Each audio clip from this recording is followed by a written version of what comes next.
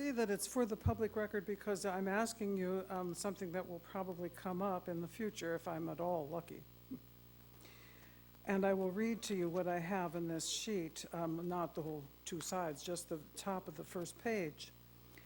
I have some questions on your resolution 44-2016, which is on page 270, if you want to look at that. That's really the only thing you have to take action on is that page, in one sense. My question to you, if you look at the resolution, especially the second, therefore, about the general manager authority that you're giving to him. My question is this. I have listed all these assumptions, and I use that word because they're called assumptions, in your Urban Water Management Plan 2015. And my question is, and I'll email these to all of you, so don't worry about it if you can't make too much sense of what I'm saying. My question is this. Which of the production and demand assumptions made in the Urban Water Management Plan for 2015 are binding policy and procedures implicit in and integral to the, quote, water conservation programs, end quote, mentioned in your resolution.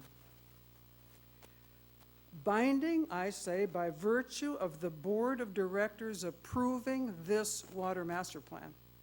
That's my question. Are any of the assumptions made binding because you approve this urban water management plan? And if certain procedures and demand assumptions, which are significant, made in the urban water management plan are not so binding in that way, which ones are binding and which ones are not?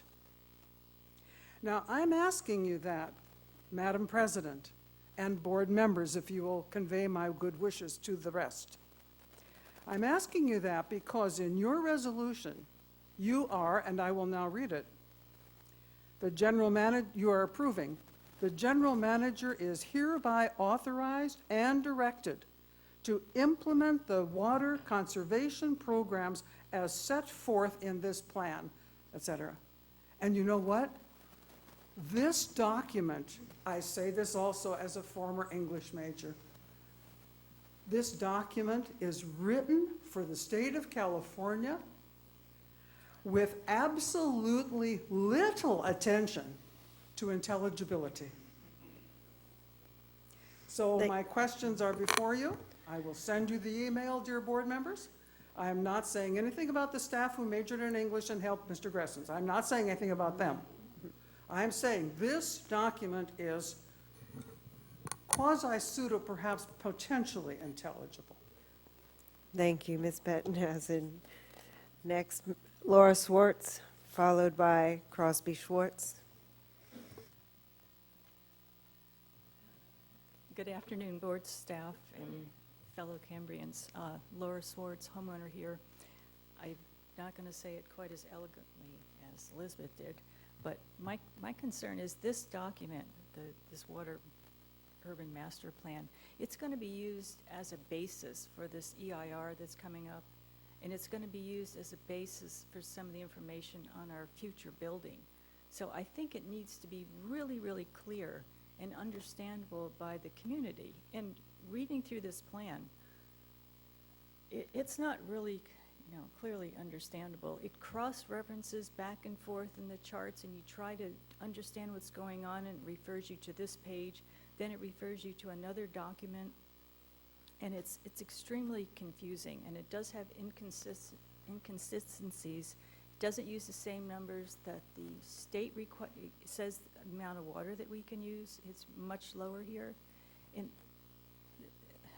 And I think the yearly averages are based, the water consumption's on a yearly average and not in the dry month. And what we need to do is section out, can we really survive the dry month? And what is what's our plan for the dry month? It's not like for now, nobody cares. But it's when the dry month is here, are those numbers between the demand and the supply, are they really going to match up? If we build out to 4,650, are they really going to match up? So that's really my concern. And then if we keep some of the plans that we already have for the conservations, I mean, there's a couple of different classes of water meters for residential people, which doesn't seem really fair between permanent people and, non-permanent people, because the water meters cost the same for everybody, but there's real restrictions. And going forward, I think everything should be equal. If you have a water meter, you have a water meter. And especially if we're going to build out more, we should take care of some of the people that are here and make sure that we never have to go back to those draconian measures again. That's my biggest concern, is that on this, to me, on this particular document, I think we're overcounting the supply, and I think we're undercounting the demand. And I think we should look at this further before we pass this, and we should have another workshop and put it in real clear English that we can all understand, and so we know what we're getting ourselves into, because we're going to have to live under these rules, and we're going to have to pay for these rules of how all of this is going to work out. So that is my, I think we should look at this a little farther and have it explained a little bit more clearly, because I don't want to go through the same thing again where we overbuild and we're right back to all this drought situation and all of these things that we've gone through with hauling water, and I don't want to do that again. Thank you. Thank you.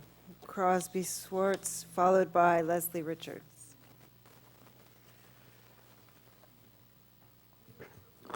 Madam President, members of the board and staff, I'm Crosby Schwartz, Cambria homeowner. It's been said by previous speakers, this is a very difficult document to follow.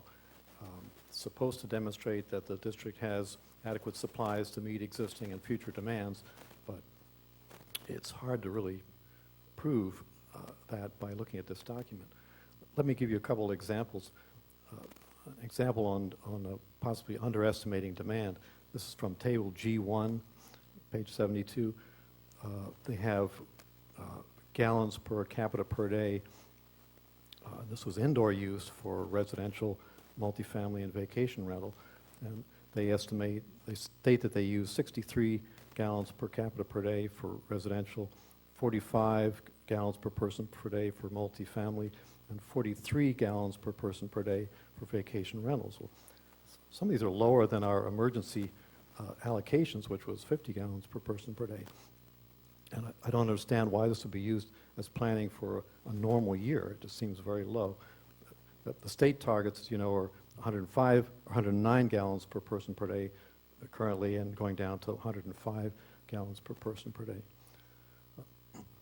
On the supply side, for example, table 7.2 and 7.3, they say the supply for a normal year is 1,345, I assume that's acre feet, and that the supply for a dry year would be 1,765 acre feet. I don't see how the supply could go up in a dry year as opposed to a normal year. And then finally, the real problem with this is that by using annual supply and annual demand numbers, it doesn't prove that you can actually make it through the dry months, which would normally be October and November. We all are familiar with the well level charts, the spaghetti charts, which shows that the well levels start out high at the beginning of the year and continuously drop during the year. And the trick in operating the system is to keep from overdrawing the wells in October and November. I don't know what number you like. 5 feet on the San Simeon wells would seem to be getting pretty low. And there's nothing in this report that shows month by month what happens at the San Simeon wells. I assume that operating the supplemental or sustainable water facility can offset that, but it doesn't really show that. In table 7-1D, it's showing output from the sustainable water facility as being the average output is being, average supply available is 21 acre feet, and for a dry year, it's 195 acre feet. Well, the supply that's available from this should be the same on any year. So these kind of questions make it very hard to determine if you really are proving that you have the adequate supplies to meet existing and future demands. And I support the idea of having a workshop to answer some of these questions. Thank you. Thank you. Leslie Richards. This is my last request to speak. If anyone else would like to speak, please get a speaker slip in. I won't touch anything because I'm sick as a dog. Hello, nice to see you, Director Rice, President Rice, and in your position. I'm here to talk about undercounting the demand on the Urban Water Management Plan. I too think that this is premature to vote on it today because the draft has incomplete data, incorrect data in the actual document. So I was hoping that you would hold off on your vote today. The idea of a workshop is a great idea. There's a lot of people asking a lot of questions, and I'm going to target specifically one point here.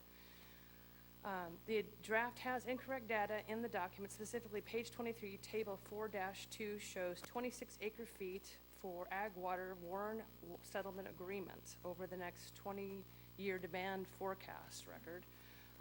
I have brought today to add to the record a settlement agreement contract with the CSD by the Warren settlement agreement that is documented. The document refers to this document multiple times, but it's not actually attached to the appendices. So it would behoove the district to attach this to the appendices so that people know what you're talking about.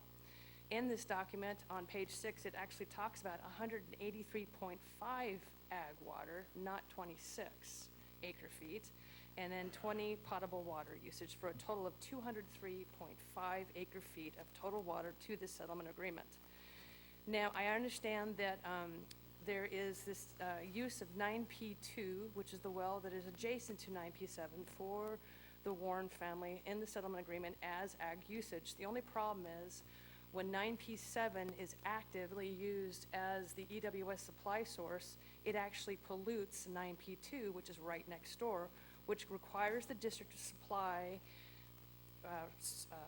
safe drinking or safe agricultural water to the trust. So when the EWS is running for 6 months, it pollutes the ag well and has to be remedied by supplying this ag water to the settlement agreement.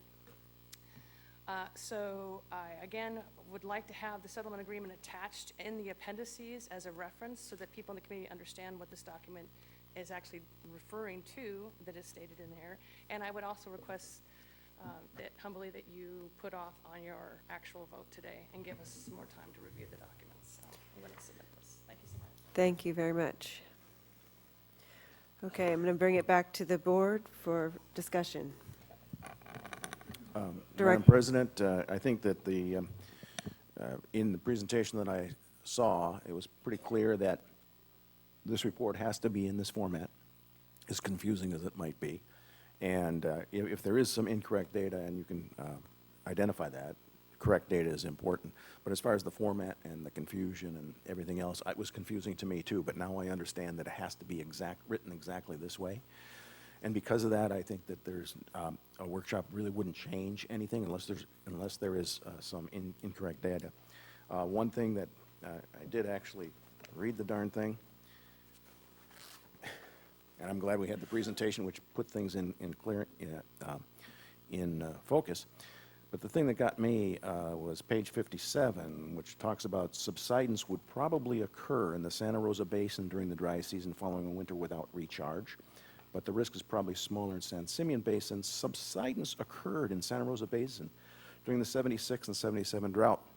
And I think that's why we were in such a hurry, if you go a little further, to build the emergency plant, because the two things that was the biggest danger was that we would overdraft, and now we have protection from overdrafting in those two aquifers. And I think that's something that I noticed is in this plan that we no longer have to worry about. Madam President, perhaps Mr. Gressens and Ms. Madaus can address some of the questions that have been asked. That was my, Yes, can you please? Thank you for the suggestion.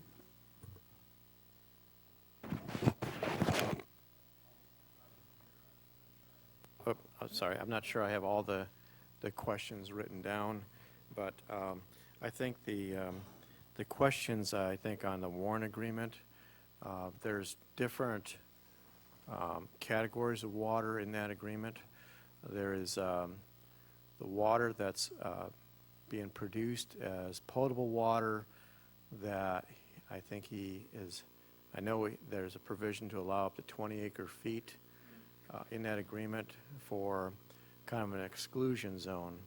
And what I mean by that is there's about a 100-foot strip of property along that ranch that was supposed to only use potable water, so none of the non-potable water would then permeate into the ground and come back to the aquifer. So that was a reason why there was a 20 acre foot amount in that agreement. Now, if he goes over 20 acre feet, then there is a charge for any water above that. So there's a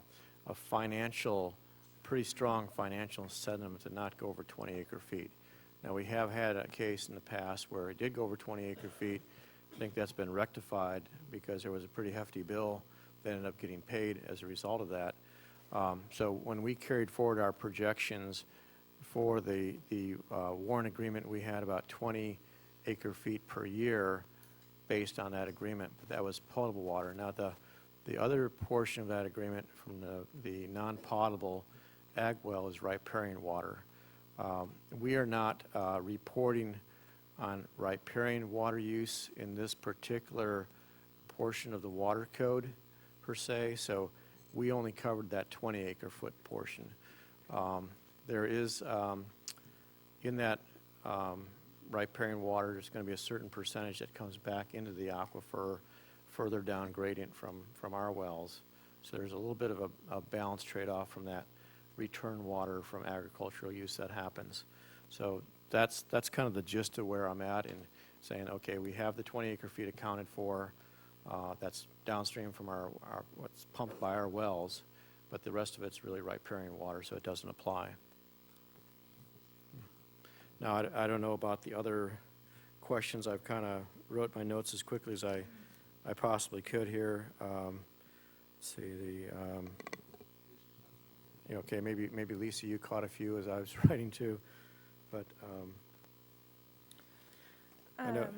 Well, there was the question Mr. Swartz brought up about the gallons per capita per day. And that was just simply reporting based in the assumption we had of the 747, kind of the water balance we did by customer types, what was the gallons per capita per day, kind of a baseline. So it's more like an actual than it is a planning number and not on a drought year. So that's kind of the takeaway there in terms of, and then he was asking, well, why is there a 50 gallons per person per day that's a drought emergency planning number? So those are two separate, I guess, questions, and we went with actuals. So that's kind of that answer, the baseline there. In terms of why is the dry year higher, that's because you would have the sustainable water facility, available in that scenario. So that's in Chapter 7. We kind of brought that back in, whereas we didn't do that in kind of an average year scenario. And then there was so that was the question about the 21 acre feet per year. Why is it in an average year and then it's 195 in a dry year? That's because we assume it's not operating in a average year, but you would be bringing it online in a dry year scenario. We can certainly attach the Warren agreement. There's a lot of appendices that go in. In fact, I've been up to some plans with appendices Z. So put as many appendices as you want that you feel documents your plan. And that was in terms of you know, you adopt the policies and procedures for the district. That was a question too. This is a plan. So this can be updated. You can send an amended plan to the state. They request it on a 5-year cycle and tie that to, you know, some of their state requirements that they want to see fulfilled. But this is your, you have the ability to re-adopt one. So in terms of it, but it's, you know, binding. You know, that's, to me is binding, but can be amended at any time. And that does, you know, will happen, you know, on occasion for different utilities we've worked for. So, those were kind of those were the ones I had from Mr. Swartz where he was questioning the numbers, which is the part that I worked on, and Bob too. I mean, we worked closely and collaboratively to check these back and forth, and we have a thorough QA/QC process. Actually, my sister is my partner, I mentioned. She took a fresh look at all of this, so she's independent. She didn't touch the plan, and then she goes through the plan. So that's kind of our, and we're both engineers, so that's kind of our kind of check on ourselves. So that's, I can mention that process we go through. And the model is also independently, Chris Mattias wasn't on there, but he's also on our team, and he independently checked the model too. So we're very careful with our work. That's, I can offer that. Other discussion? Director Farmer? Thank you. It seems like there's so much to comment on. I don't want to make this more confusing than it already seems to be. I think the first thing I'd like to say is Director Barringer, he alluded to the fact that, well, this document is, you know, somewhat complicated and confusing, but now that he's read it, he understands that it has to be that way, and therefore we don't need a workshop. Maybe I'm living in a parallel universe that doesn't fit this explanation, but the fact that it's complicated and confusing is the reason that we do need a workshop. And I think it would be really nice if somehow, and I realize this is going to be an added expenditure, but maybe we could get a Cliff Notes version of this document and send it out to all the ratepayers and the residents in this town, you know, allow them to digest it. And then when we have this workshop and have a broader base of public input, and I think this would be especially applicable for young families. You know, those of us, the majority of us here on the board are not going to be here in 10, 20, 40 years, which is, you know, the projection at least for the 20-year period in this document here. But I think it'd be good to have them involved since they're probably still going to be here and find out what their concerns are. So that's number one. Number two, on page 63, actually I could, yeah. On page 63, we're talking about, you know, projected water supply over the next 25 years. And it says that, you know, reliability with regard to this supply would be further established when the district completes the already in progress regular coastal development permitting process for its recently completed emergency water facility. But as we know, we don't necessarily know when this facility is going to be up and running because of the ongoing process of comments on the EIR and then that getting finalized. So we have no idea if and when this project, this facility, is even going to get up and running. Getting back to something else as well, and then I'll be finished. Well, and I'll make a slight add to that, and then I'll be finished.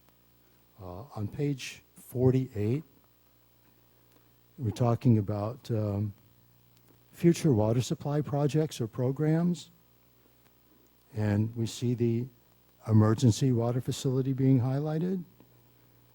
I know this particular item that I'm about to bring up has been discussed before, and there's always a reason that it is like seen as, well, either the most expensive or it's not practical or it doesn't fit into the topography of our community. But off-stream storage, I think Cayucos, and we usually use Cayucos as a model, they have the Whale Rock Reservoir.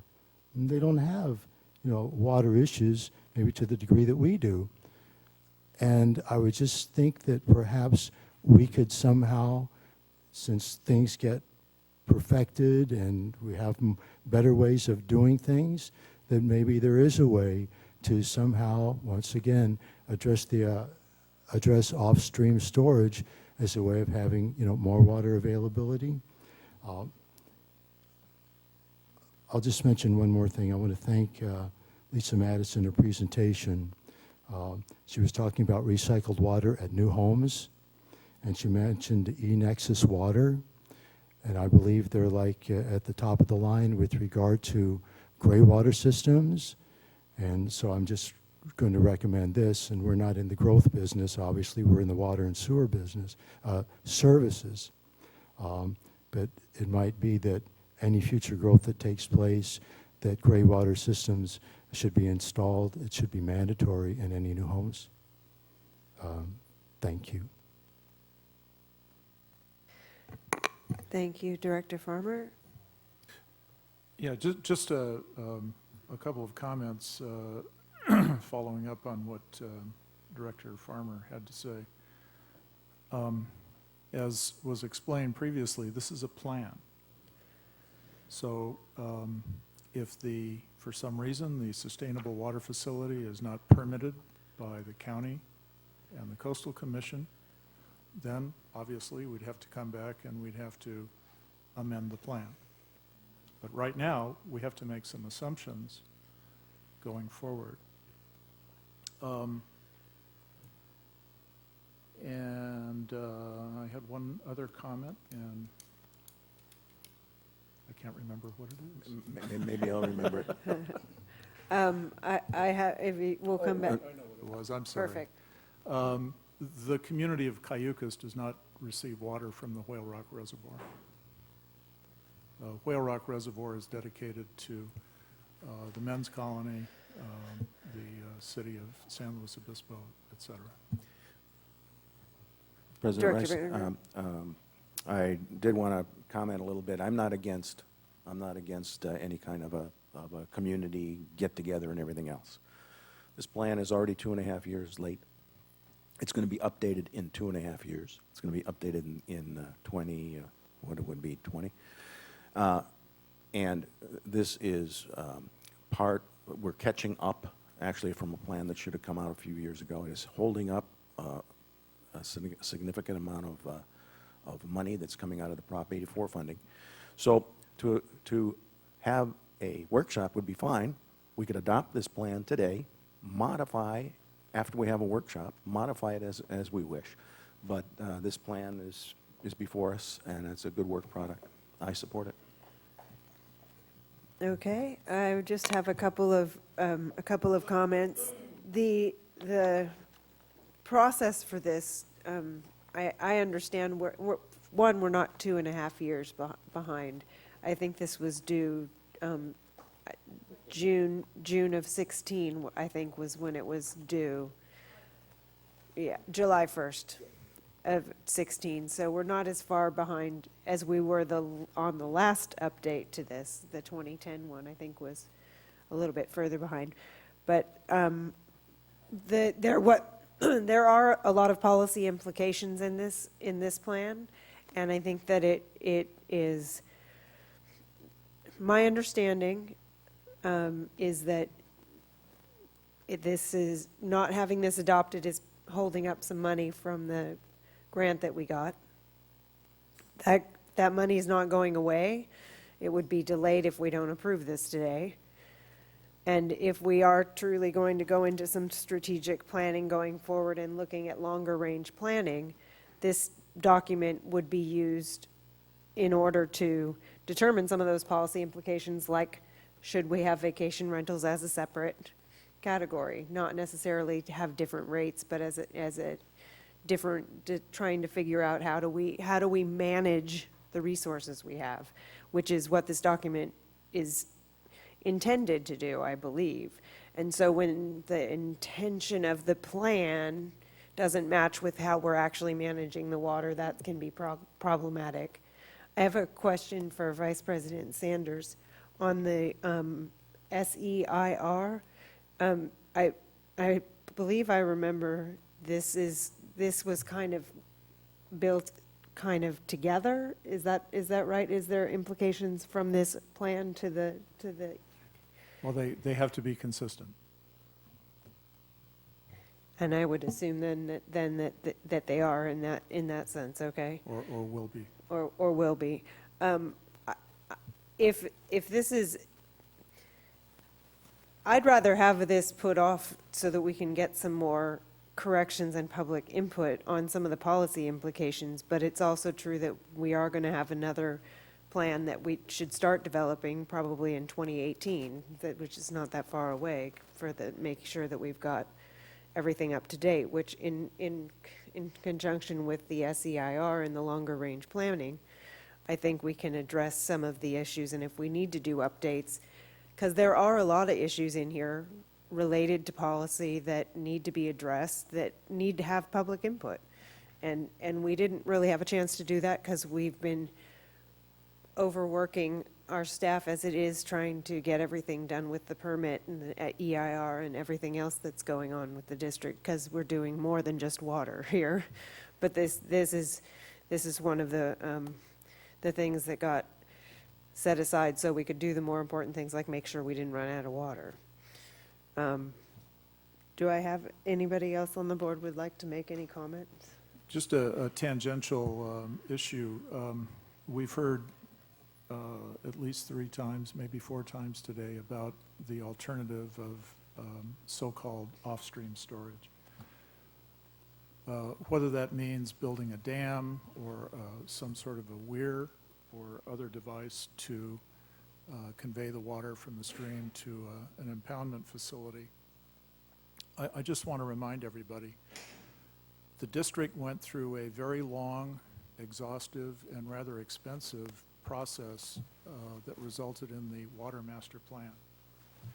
Off-stream storage was considered in the Water Master Plan. If your concept regarding off-stream storage is to build a dam, I don't think anybody can remember the last time a dam was permitted in the state of California. In fact, the trend is in the other direction. Permits are pending to tear dams down. If you want a study in what happens when a community relies on so-called off-stream storage, Google the city of Willits, California, and see if you can find the data regarding the dire straits that city was in, relying on impoundments of water, 2 rather large water reservoirs, and the fact that those water reservoirs virtually dried up during the drought. Director Berenger? I move that we adopt Resolution 44-2016 approving the 2015 Urban Water Management Plan. Second the motion. I have a motion and a second. Under further discussion? I just have one further discussion. One of the items that's listed under the urban water management requirements, I'm looking at page 158 of the agenda packet, and page 9 in one of the attachments. Retail suppliers shall conduct public hearing to discuss adoption, implementation, and economic impact of water use targets. Is that only to the low income? Is that the economic impact, or do we need to be looking at what this conservation plan that we passed in 2013, the impacts of all of the different things that are included in the management plan? Can somebody answer that question? Because this is an economic impact in lots of ways. What page are you on? I'm looking at the page 158 of the agenda packet.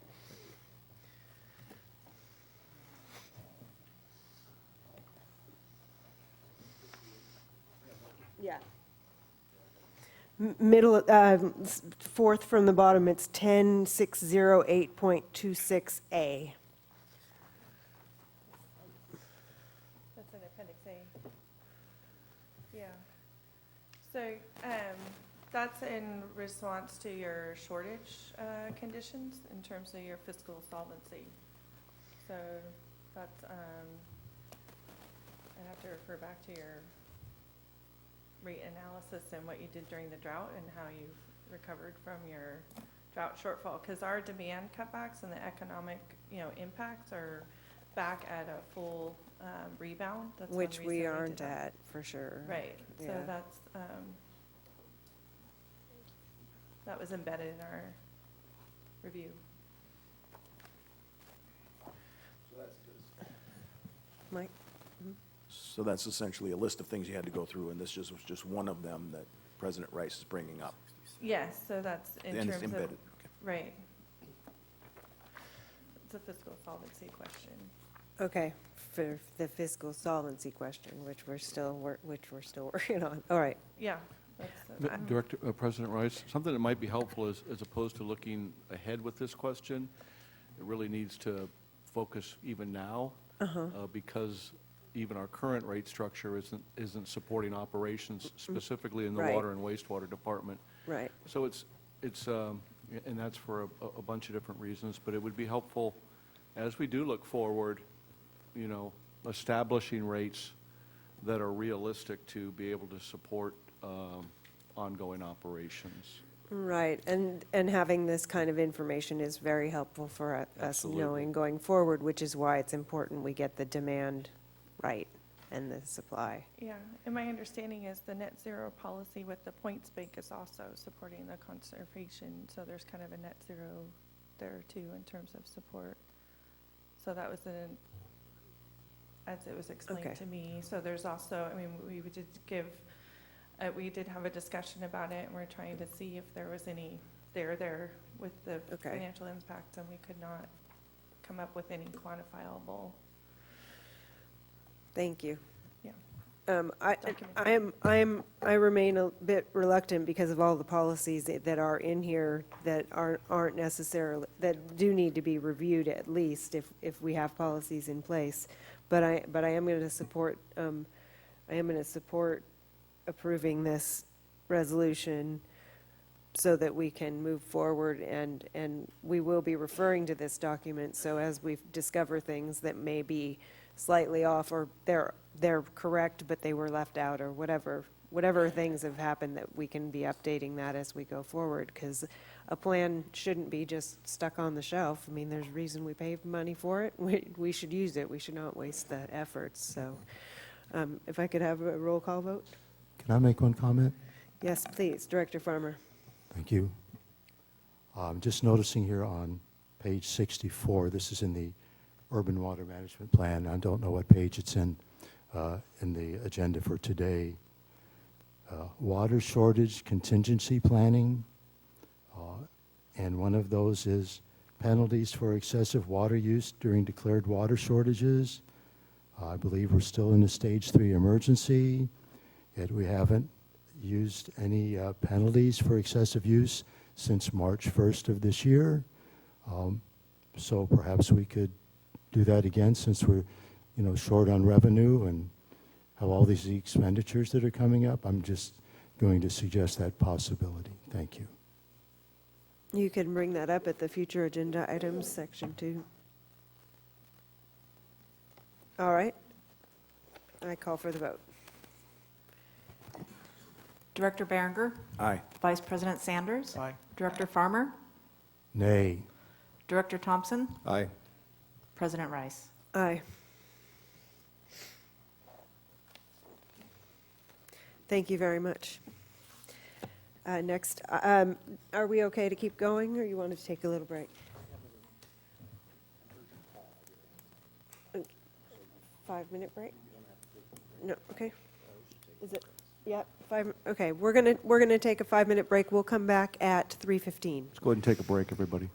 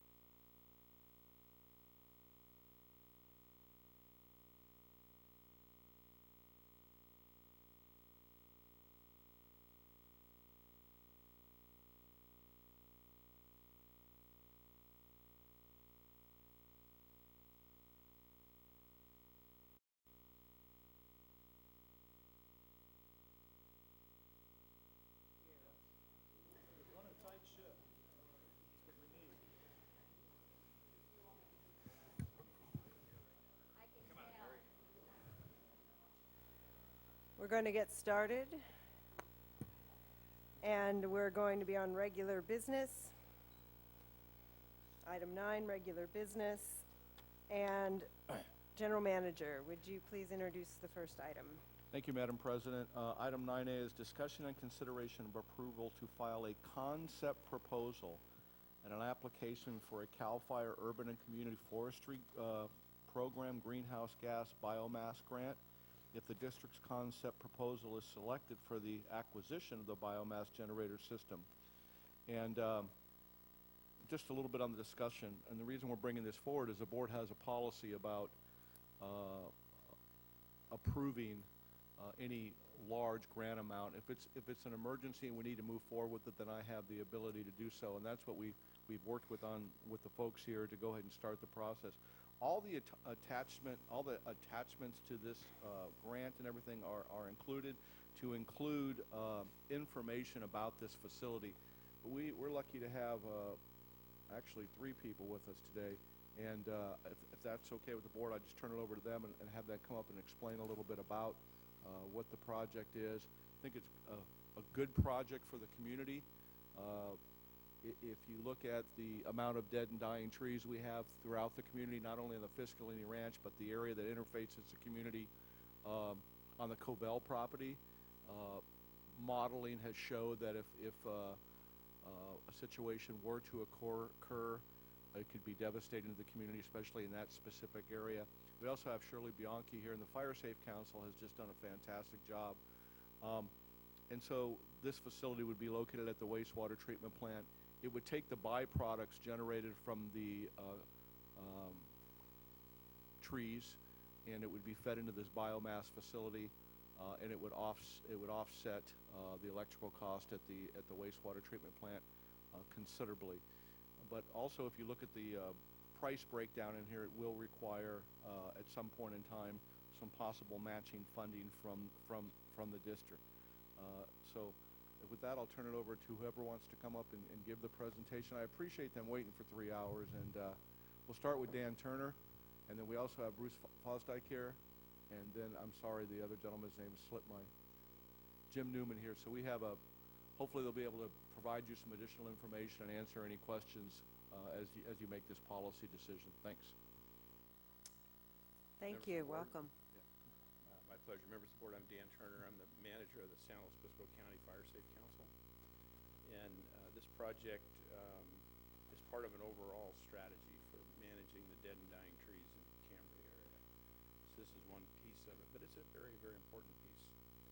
So the intent is, as you all know, we have a serious problem with dead and dying trees here in the community, and what do we do with that woody biomass? We have several other grants that we're working with that are focused on harvesting the dead trees, removing the dead trees. We don't want to just rearrange the forest. We want to actually utilize that wood biomass for its best, highest use. So one of the opportunities that's brought forward is this gasification power plant.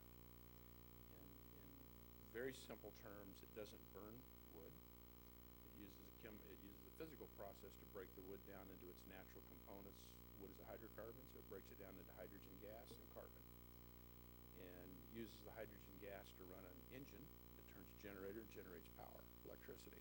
So it offsets the use of fossil fuels to the capacity of about 150 kilowatt hours of electric generation, which is about enough to power 80 to 100 homes. Uses the wood chips, about 4 tons of wood chips a day to do this, and it's carbon negative. So the beauty of that is the grants that we have to fund a lot of the tree removal are greenhouse gas grants. The purpose is to reduce greenhouse gases. We've measured that. We're confident that that's going to do that through regrowth of the healthy forest. This just takes it one step further. So this grant that General Manager Gruber is speaking about is another greenhouse gas funded grant, and it's specifically on use of biomass. And we think it's a good solution for the community. We think the wastewater treatment plant's the perfect location for it.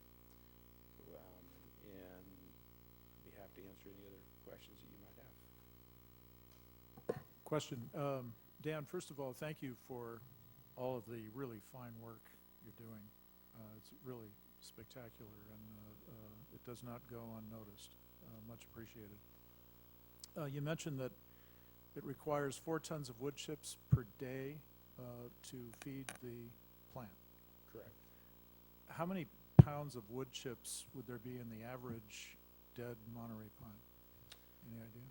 Sure. It depends upon the size, obviously. Yeah, average. Diameter of the tree. So 20-inch diameter tree, which is relatively mid-range of what we have here on this forest, probably about 3,000 pounds Okay. of dry wood mass. So, Now, not all of that, if I might, yeah, go ahead. not all of that would end up as wood chips. So part of our other grant processes for best highest use is to mill as much of that as we could into lumber products, because that also sequesters carbon. So it's the material that's not suitable for milling would become chips. A portion of that would become chips that would then feed the biomass plant.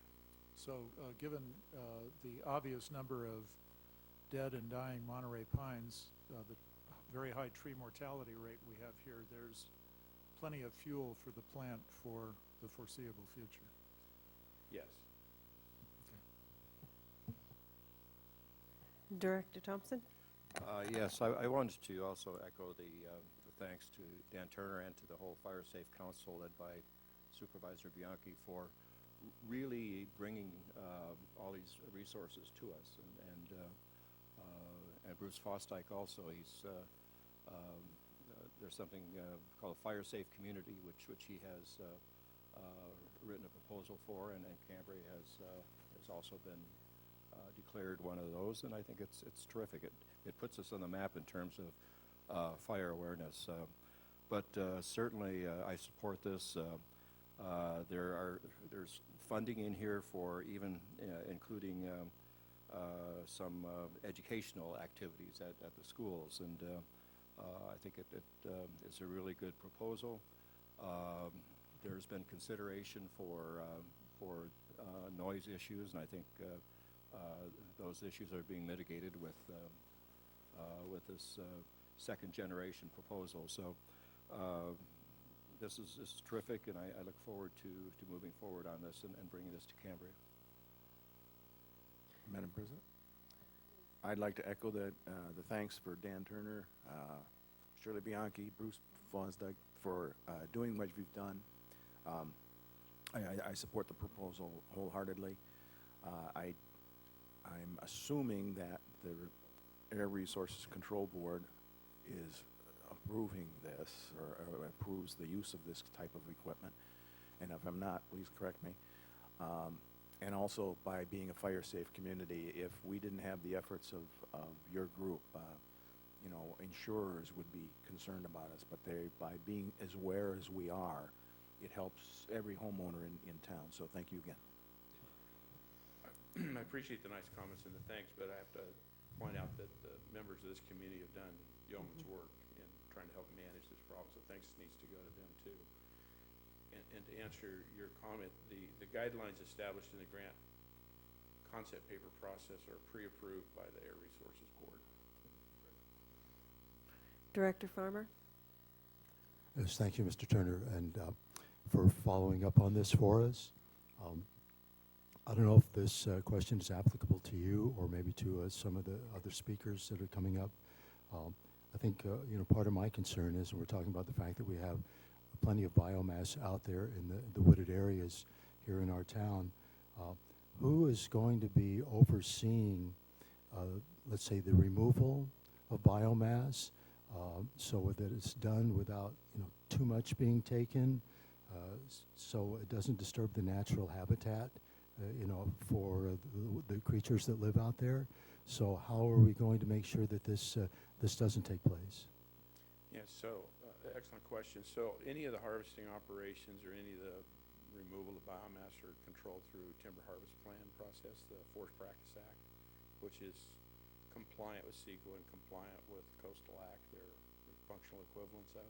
So those are all regulated through state regulations that takes into consideration plants, animals, and other considerations in managing a forest for sustainability and health. That's overseen by the Department of Forestry and Fire Protection. They're the inspecting organization for that. They'll have inspectors that make sure that the operations are compliant with those regulations. And then the Fire Safe Council, through grants that we have, will actually have an on-site project manager. Happens to be with me today. It's Jim Newman, sitting back here. And Jim is trained, has a degree in forestry, and is also expert in fire protection issues. So we'll have our folks that are there that are managing the project, as well as we'll have inspectors from the Department of Forestry and Fire Protection. Thank you very much. I just have a quick question for the general manager. If this grant is not awarded, we will not be getting this plant. Is that the idea? That's a policy decision from the board. We've been in correspondence with these folks probably, Dan, for a year now. There is a certain amount of these facilities that they can fabricate and generate and build within a specific period of time. My recommendation is if it's not approved, then we would send them a down payment, which is $5,000 to secure the building of this facility. And if it's the board's decision and supports it, somehow figure out how we're going to do this. Because as part of the staff report, we know we have a serious situation with the forest. The community's concerned about it. The grand jury has addressed it. But we also have a pretty expensive electric bill at the wastewater treatment plant. It's running about $15,900 a month. Excuse me. So if we could offset that considerably, 50% is the estimates, which would save us out of a $180,000 electric bill about $90,000 a year. Now, of course, there's going to be some operational costs with this facility, but the payback would be roughly about 3.5 years, not to mention the impact that we would have on improving lowering the fire risk of the community, but also the positive emissions reduction that we would have as part of California's greenhouse emission plan. I think it would set the stage for a lot of good things. So I would ask the board, if we weren't successful, to put our heads together and figure out how we could secure one of these units. Okay, and the 25% matching requirement, maybe I missed it. Is there a ballpark of what that might look like? Is it like $20,000 or $30,000 or $100,000? I mean, Dan has a pretty good breakdown. Do you have? I just need a ballpark of what that might look like, 25%. So the 25% match can be what's called in kind. Okay. So the intent is that the wastewater treatment plant operators would be the ones operating this unit. And so their time committed to doing that is considered match. Okay. So it's soft match, if you want to call it that. Thank you, that's helpful. And the ratio that we have right now is 60-40. It's a 25% minimum. So the total cost with everything included for the grant is $596,950, with the requested grant amount of $381,700, with the matching fund, which includes what Dan's talking about as a matching component, is the $215,250. And then there's the indirect cost, or the benefit cost as I call it, which would be a reduction in the fire risk, reduction in our electrical cost. What I would suggest is, if we get the grant, then we wouldn't have to necessarily have to purchase this equipment or pay it back. If we did get the grant, then the money we saved in electrical costs could really go back into some of the issues that we have at the wastewater treatment plant and continuing to upgrade that facility and make it more reliable, or put it away for a rainy day or something like that. So. Okay, thank you very much. You're welcome. I've got 2 public comments if there's no other questions. Okay, I just want to make one comment, and that's the irony of all this is that when we first started discussing this a year ago, the company that manufactures these was looking to place them. So we wanted to say, well, we'll get in line, but they've become such a hot item that they've basically determined that they need to, put them on the market, and it's almost like a competitive bid type of thing. They're really they're really looking to place these. I would, for purposes before you go to public comment, I would move that the board authorize the general manager to submit the concept proposal to CAL FIRE, and if we are selected, that he be authorized to fill out the application and submit it for this program. I'll second that, but I think the vote should occur after. After public After comment, public comment. yes. Madam President, Yes. I do want to also acknowledge Shirley Bianchi, who's here and really heads up the Fire Safe Focus Group here in town. She may have some additional comments. Yep, I've got a But comment regards, slip. but regards to your question, it was a very good question. There's a detailed, as part of the board packet, there's a detailed price breakdown regarding the 64%, 36% match. Okay. We have a cost for personnel of $67,500. Contractual is $33,750. Travel, and that's for training up in Berkeley, is $2,000. Supplies is $94,000. The equipment is $345,000, which is the purchase price. We have $20,000 for education and outreach. Other direct costs is $20,000, and indirect is $34,700, for a total price of $596,950. So the grant application is extremely thorough, and I think it's just really a win-win for everybody. Thank you, General Manager Gruber. I've got two public comment slips. First, Shirley Bianchi, followed by Bruce Fosdyke. And good afternoon again. I was dealt with planning issues for 16 years for the county, and I don't think I ever had a project come before us that didn't have any negatives. It's truly amazing. The one small negative was the sound, how much it would generate. But as Mike brought up, they switched from a diesel engine to electrical engine, which is much quieter, and the thing is sound insulated. So, hey, I would go for it. Thank you. Thank you. Bruce Fosdyke. If anyone else would like to make a public comment, please get a slip in. Afternoon, everyone. Real quickly, again, I'm going to hopefully not reiterate too much that's already been there, but there aren't a whole lot of projects out there that have such a handshake issue between other problems. We have a problem with trees. We have a solution where we have a greenhouse grant to take care of those trees. We're going to sawmill them. We're going to make them into usable product. We're going to have a byproduct from that. We're going to have to chip it. What do we do with it? We put it back on. We can't put it back on the ground because that's what the greenhouse gas grant says you can't do. So now we have a way of using that product. That product makes electricity. After the electricity is made, it makes a thing called biochar. The biochar is pure carbon. That is being used and looked at by Cal Poly for different agricultural uses. What do we have left over? Nothing but savings, really. And I know that there's a lot of comments about, or there have been some things about sound. Just to let you know, I did a little bit, I am not an acoustician, but I did a little prelim. I went down to the sewer treatment plant this afternoon, and stood at the gate and just took some readings. And the ambient decibels was between 58 and 62. This machine puts out 65, and it's not cumulative, so it's not going to be like it's 120. So it puts out 3 more than the ambient sound as of right now. When a car went by, it went up to 70 because of the sound the tires make.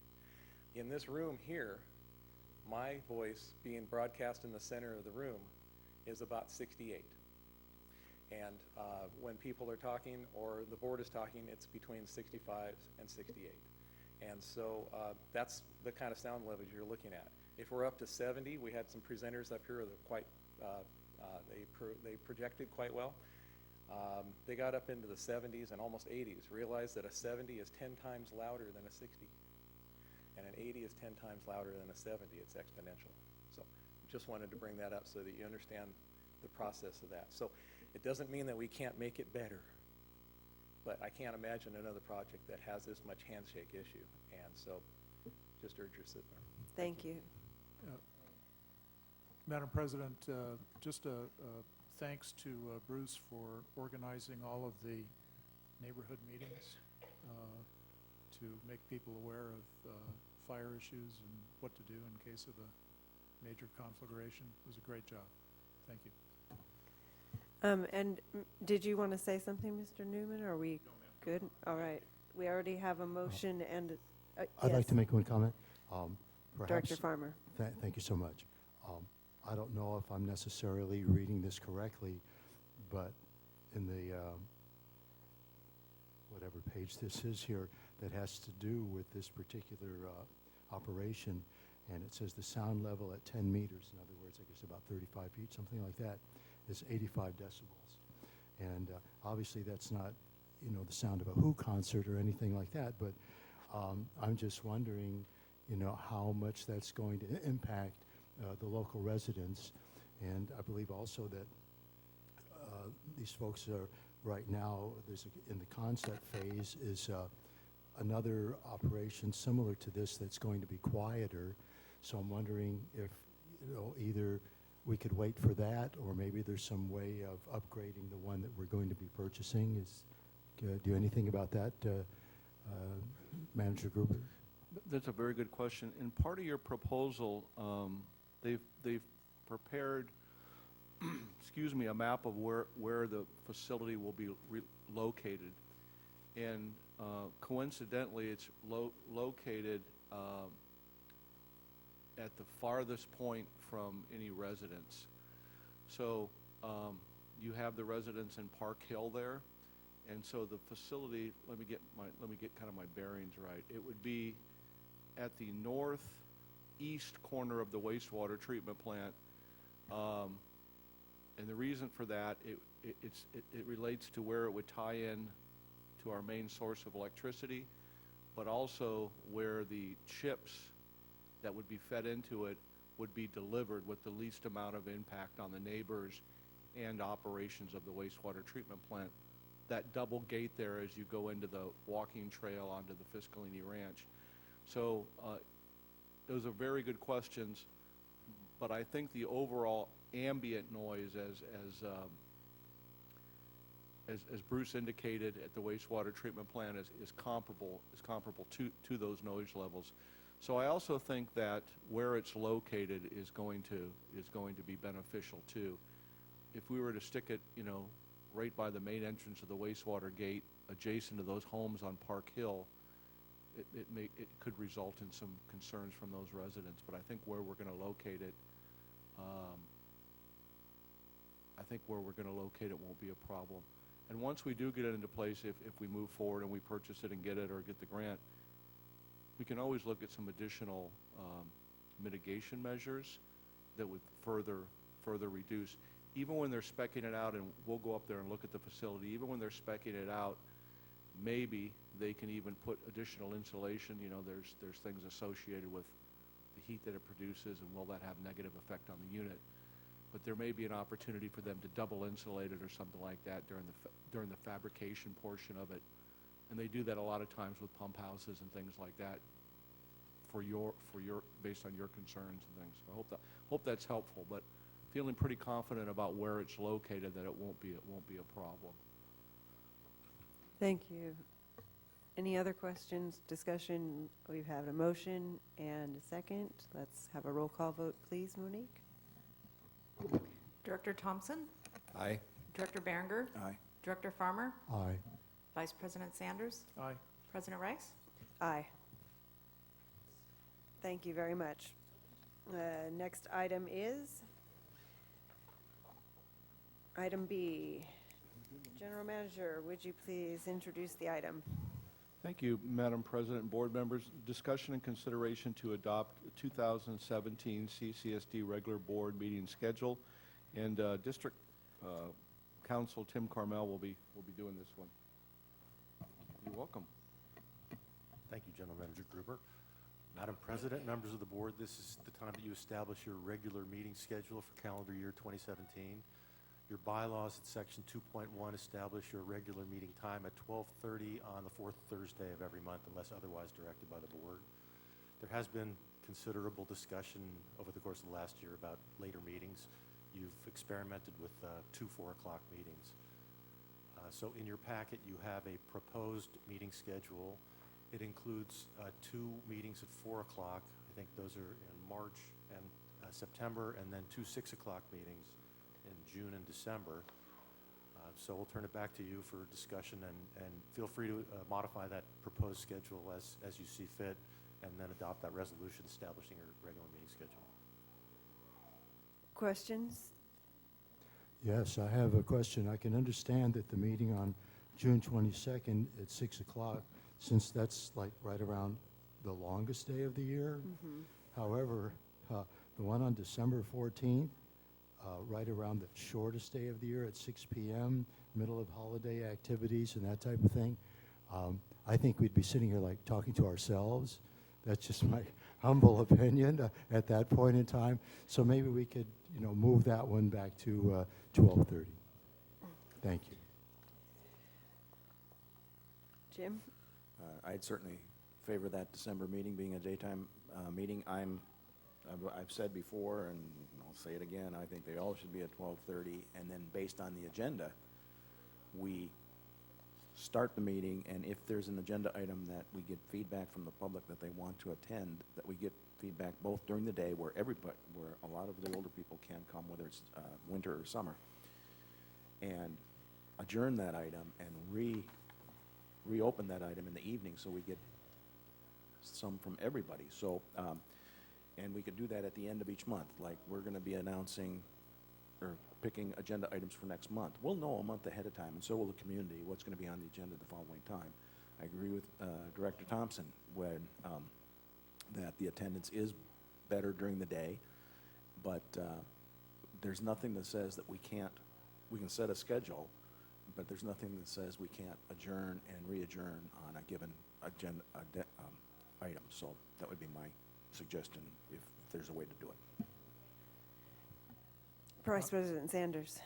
I move approval of the 2017 regular meeting schedule with the proviso that the December 14th meeting be convened at 12:30 instead of 6 p.m. Is there a second for that? I'll second it. Second, Director Berenger. Under discussion? I have one item discussion.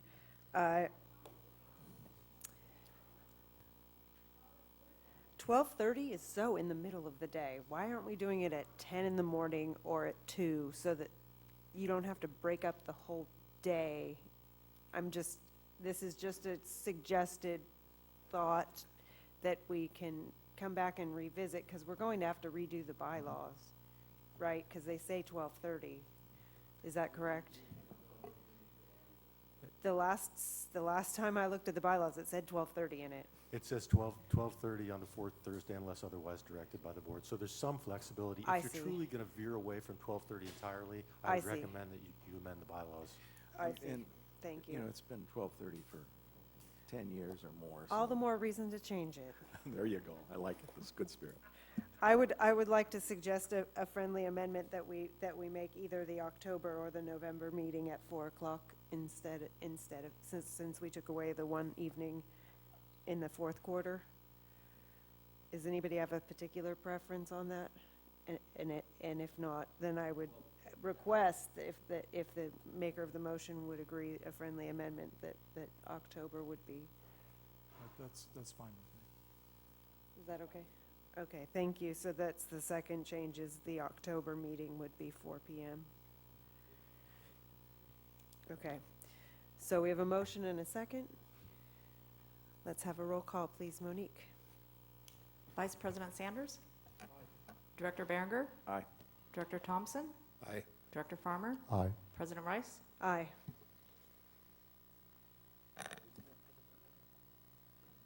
Nope. Next item we pulled is the discussion consideration of the fiscal year quarterly budget, and we will bring that back in January. The next item, can you please introduce item D? Thank you, Madam President. Item 9D is discussion and consideration of bids received, rejection of all bids, and options related to the development of the Fiscalini Ranch Preserve Community Park Project Phase 1. I'm going to go ahead and turn this over to District Council Tim Carmel, and then I'll be here to answer any questions since I was involved pretty much in this entire process. So just seeking some direction from the staff or from the board. We do have a few ideas that I'd like to toss your way and see if you're receptive to those. Thank you, General Manager Gruber. The Fiscalini Ranch Preserve Community Park bids came in substantially higher than we expected. There's about $135,000 budgeted remaining in the budget for that project, and that was roughly estimated to be the cost of the project. The bids came in extremely high. I think the low bid was $297, the high bid was $648. I think the bid sheets are in your packet. So under those circumstances, we're requesting that you, and recommending that you reject all bids, and that staff go back and modify that plan a little bit, and identify additional funding sources, and then bring that plan back. Again, there's going to have to be considerably more money allocated to make this thing work, or we're going to have to pare away a significant portion of the park itself. But under either circumstance, we do recommend that you close this chapter by rejecting all bids, and then take whatever action you feel is appropriate, maybe provide some direction. Well, Director Thompson? My first thought would be to obviously reject the bids and refer this back to the Pros Commission and have them come back with another recommendation. Rather than us trying to sit here and parse things out, let them tackle it and tell us what they think we should prioritize. I move that. Wait. I just want to make sure, is there anybody that, I don't have a slip, is there anybody that would like to comment on this item before we? Okay, I move that we. Can I ask, I'd like to ask council a question. Sure. Thank you. What surprises me is the variation in the amount of bids. You know, we have one at just under $300,000, you know, a couple in the 320 to 375 range, and then one as high as, you know, and then a couple in 400,000, and then one as high as 600,000 for the same project. I mean, how can that happen? Or why did it happen? Do you have any idea? Well, it's pretty unusual. I know in the current economic environment, people have a lot of work, so a lot of times they protect themselves and just bid on the high side. But I really couldn't explain that variation. Maybe General Manager Gruber could enlighten us a little more. I view it a little differently based on my experience in building stuff and capital improvement projects. It's pretty normal to get this much of a variation. You may disagree with me a little bit, but also you're going to have people that just bid really high on a project with really no desire to do the project. They're throwing a number out there, and I don't necessarily know that this was the case. And if they get it, everybody around the office is going, "Yay, we got it," you know. But it's a good question, and what I recommended during this process, and I think it was extremely helpful, is that all the bid people went out to the site. Instead of looking at a set of specs and going, "Okay, I think we can do it for this," you know, I wanted to make sure they walked the land, they saw what was out there to do, and so I think there was some. I think we underestimated. I think that some of the lower bids are probably pretty realistic and what it would cost to do you know, I think we were maybe wanting to get this project done so much, and I still do want to get it done. I think it's important. It's one of the goals of the board, but we probably underestimated the cost of doing it. And with that, there was an expectation that it would come in low, and it didn't. So I hope that answers some of your questions. I think the higher people, if they got it, they'd be happy, but they weren't really interested in it. Like District Council Tim Carmel said, that there's so much work out there right now that I think sometimes bids reflect that. All right. I still move that we reject all bids and submit the project back to the Pros Commission. And if I get a second, I have a comment. Second motion. Okay, one of the comments that people should realize is that the county did in fact give us $500,000 to buy the ranch. Mm-hmm. It's something that's not, it's something that we've been delayed for quite a while. And everybody should know that there's a standing committee. The pros committee is a standing committee. It's public.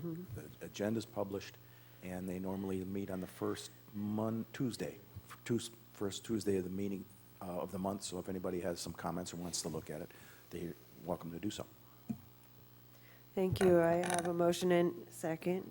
Further discussion. Yeah, just one other comment. I think that at least now we kind of have a sense as to what the different components were costed out. So I think by sending it back to the Pros Commission, they can have a more realistic view as to what they can purchase with the money that's available to them. Thank you. Any further discussion? Yes, or we can I think Pros Commission should entertain the fact of maybe getting additional funds. If in fact the real cost is the real cost, we should come up with other We funding can sell those mechanisms. parking spaces with names on them or something. Hey, yeah, bricks. Name a brick. Naming rights. Name a brick. All right, we'll have a roll call vote if there's no further discussion. Director Berenger? Aye. Vice President Sanders? Aye. Director Thompson? Aye. Director Farmer? Aye. President Rice? Aye. Okay, next item. Item E. General Manager, please. Thank you, Madam President. Item 9E is discussion and consideration of adoption of Resolution 48-2016 to finance construction of the Fiscalini water storage tank. I'm going to turn it over to Finance Manager Patrick O'Leary, who's been waiting here patiently. Can I get the overhead? Thank you, Patrick. Madam President, members of the board, I just want to explain real briefly what this actually means. We are recommending that you approve a resolution that authorizes a municipal finance corporation to try to get a loan for construction of the Fiscalini tank. They don't have a lender yet, and if I can, well, there it is. Okay, Municipal Finance Corporation is a California corporation. They work with public agencies and nonprofits to get tax-exempt financing.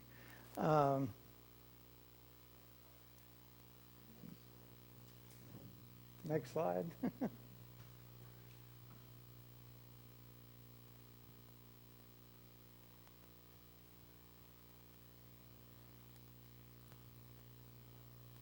Well, that's not it.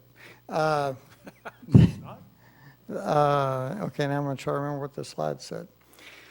This is the same company that we got the loan for the fire truck from, or through.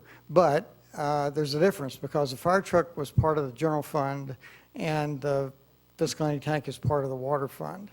And the issue with getting loans, tax exempt or otherwise, is they have to be bank qualified. The bank has to look at your income statement and say, yeah, you can afford to pay this back, just like you went in to get a house loan.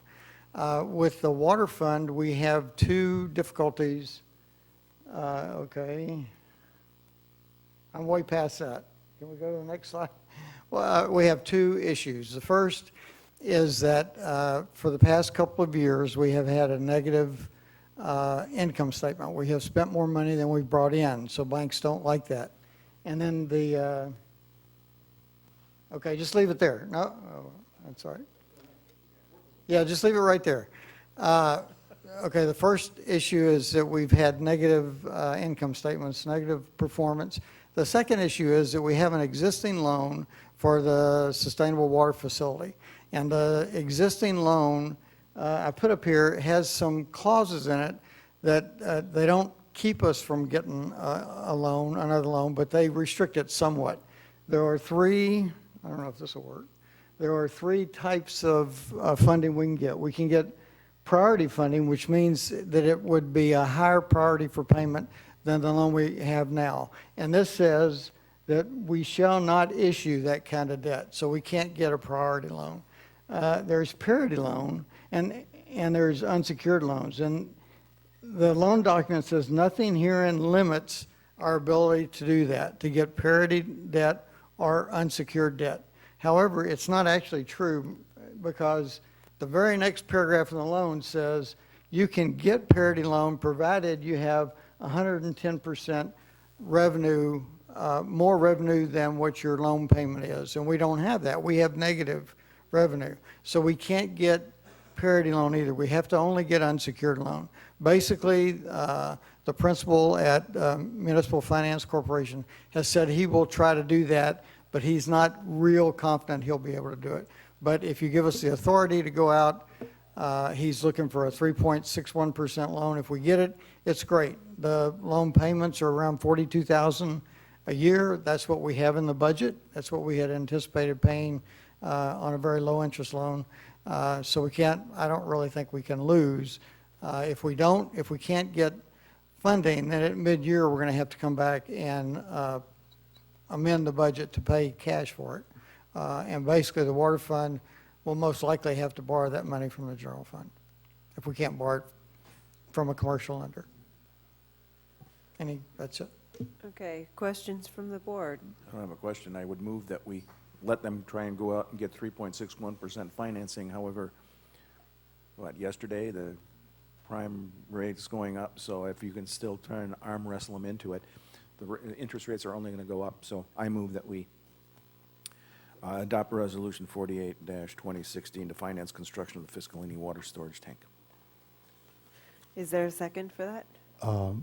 Can I, this is something I would like to ask the Wait, we engineer. need to get a second, and then we can go discussion. I'll second. Thank you, Mike. Director Thompson. Mike, that's cool. It's talking into the mic. One thing I want to bring up here, and this is a little bit off of whether we're going to approve this, this loan or not, but the thing that kind of shocked me, I guess you could say one way or the other, or two things.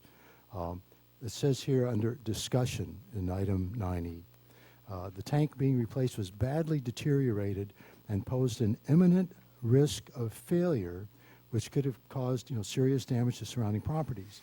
So it says here, immediate risk of failure. So immediate replacement of the tank was necessary, to prevent catastrophic failure. So I'm just wondering, I know we have some very competent people out there that work at the district that are on top of these types of issues. So how did something suddenly become an imminent risk of failure? I'm assuming that, we're eyeballing this, and it's not like something all of a sudden falls apart. I mean, that isn't usually what happens. So I just, that's one thing that concerns me.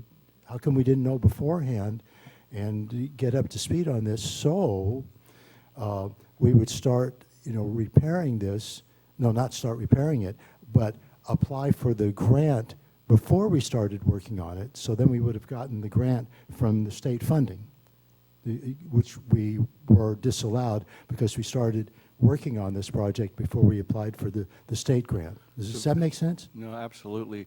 We were told by the state folks that would not be a problem. So we went ahead and awarded the contract to start working on the tank, and then we were told otherwise. So what happened is a relatively low-ranking person up at the State Water Resources Control Board said, not a problem, you can do it in parallel. Then afterwards, we were told that's not the case. We were not applying for a grant, we were applying for a low-interest loan from the state. There's a difference. So we were applying for money that was going to be available to build the tank for about 1.6% interest. And so that's what happened in that particular area. So there was conflicting messages from what we were originally told. Going back to your question, I think about, were we asleep at the wheel? Yes. It was identified by the local Department of Drinking Water several years ago in a report that the tank was in need of replacement. But I also think it tells a story of the overall infrastructure, not just this facility. When I came on board 6 years ago, this facility and many other facilities were in that condition, and we've made a tremendous amount of improvement on improving the infrastructure. But another reason I think that we haven't addressed that is from a rate perspective, if you will. When we did our last rate increase, Alex Handler from Bartow Wells clearly showed over a period of 20 years, 25, 30 years, that our rates have not kept up with inflation. From That's a real sensitive issue, is rates and raising people's rates, and I can understand that. But I think as we look at our current rate structure and look at our future rate structure, it's almost a disservice if we know we have things that need to be replaced and we don't generate the appropriate revenue to pay for those. So it was a matter of, yes, we knew it was in bad shape, and I think under this administration, if you will, we've done a lot to replace those type of things. So we went ahead and self-funded it. I think the bigger issue is in the staff report it says flooding. I think that would be, and I don't want to say this because Kathy lives down gradient of it, it's really the least of our problems. I mean, the catastrophic failure would mean it's really about fire protection. And I think as we improve our infrastructure, that needs to be our highest priority. You know, next we go on to Stewart Street Tank and Rodeo Grounds. Those need to be replaced and upgraded.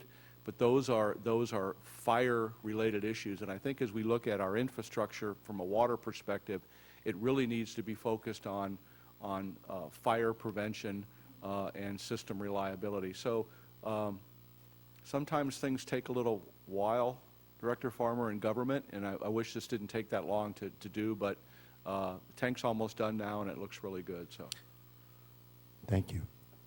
I have yes, Yeah, Director Behringer. I have a comment. When I joined the board, and there were several other people on the board, engineers, they did a dive in the tank and did an inspection. They found it to be fine. Some people have a bias against bolted in place tanks, and some experts, one way or another, do it. So I think that before we start doing Stewart Street and other tanks, we get multiple opinions, because those are expensive projects, and the new tank we have, you know, some of the new tanks we have, and this new one is welded, so people like that better. But before we start doing multi-million-dollar projects, I think we should get second opinions.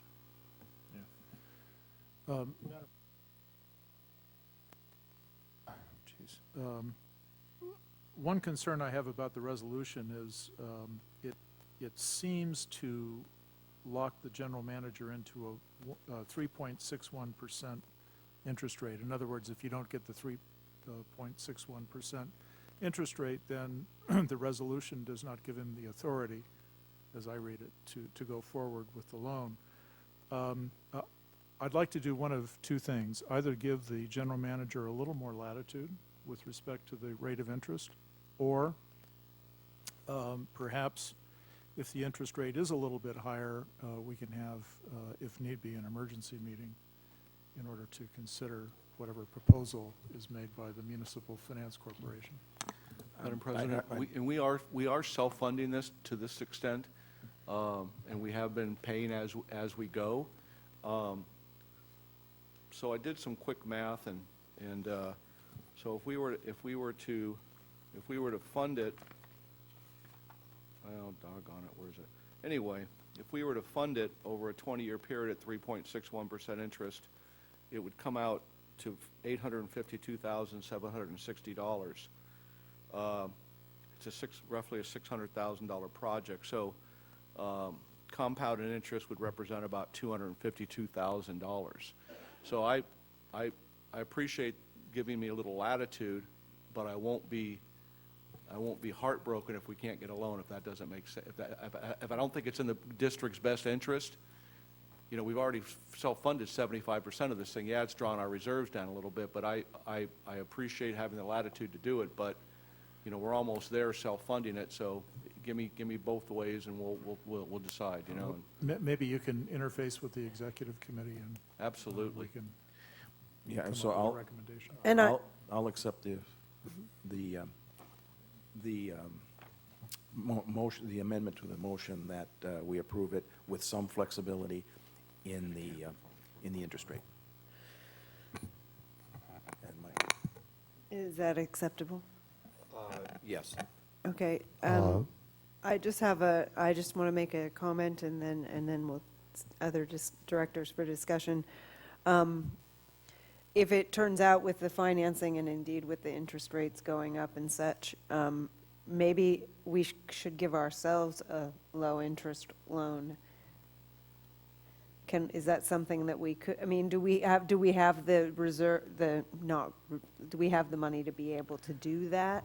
I know it gives you more flexibility if you're able to get the loan from the outside, but if, I'll let Patrick answer that. You know, it's, our reserve policy now, which you adopted, requires some kind of payment plan. right? The only thing that I would be reluctant about is that we have so many of these, several of them, payment plans back.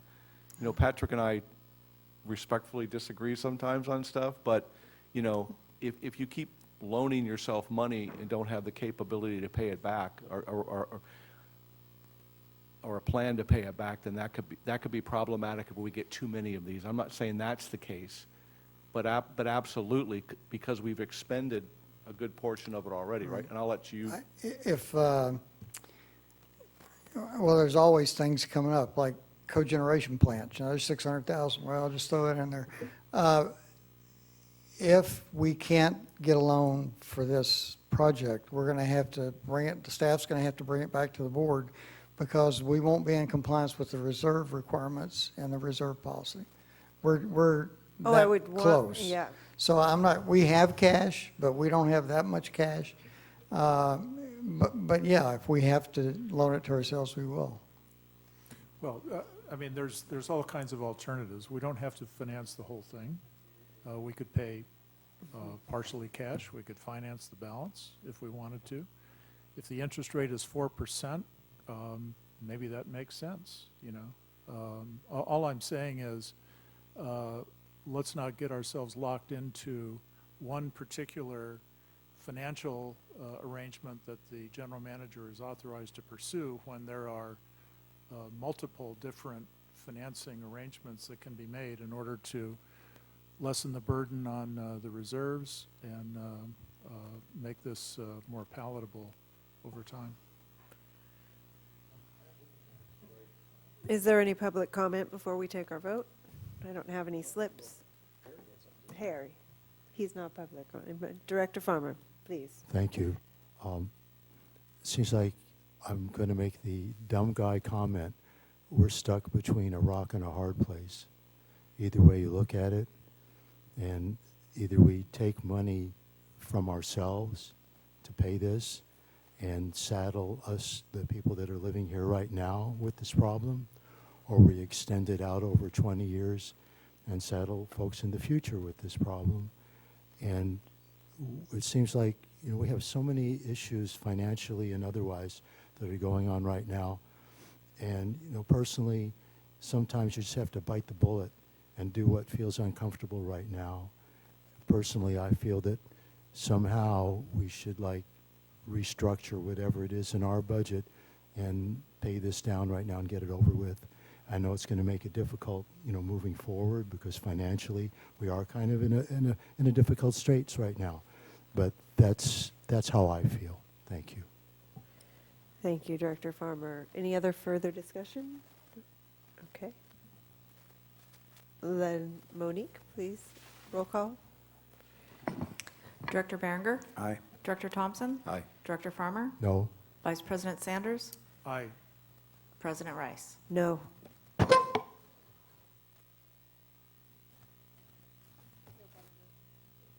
All right, next item. General Manager, would you please introduce item F? Thank you, Madam President and board members. It's late.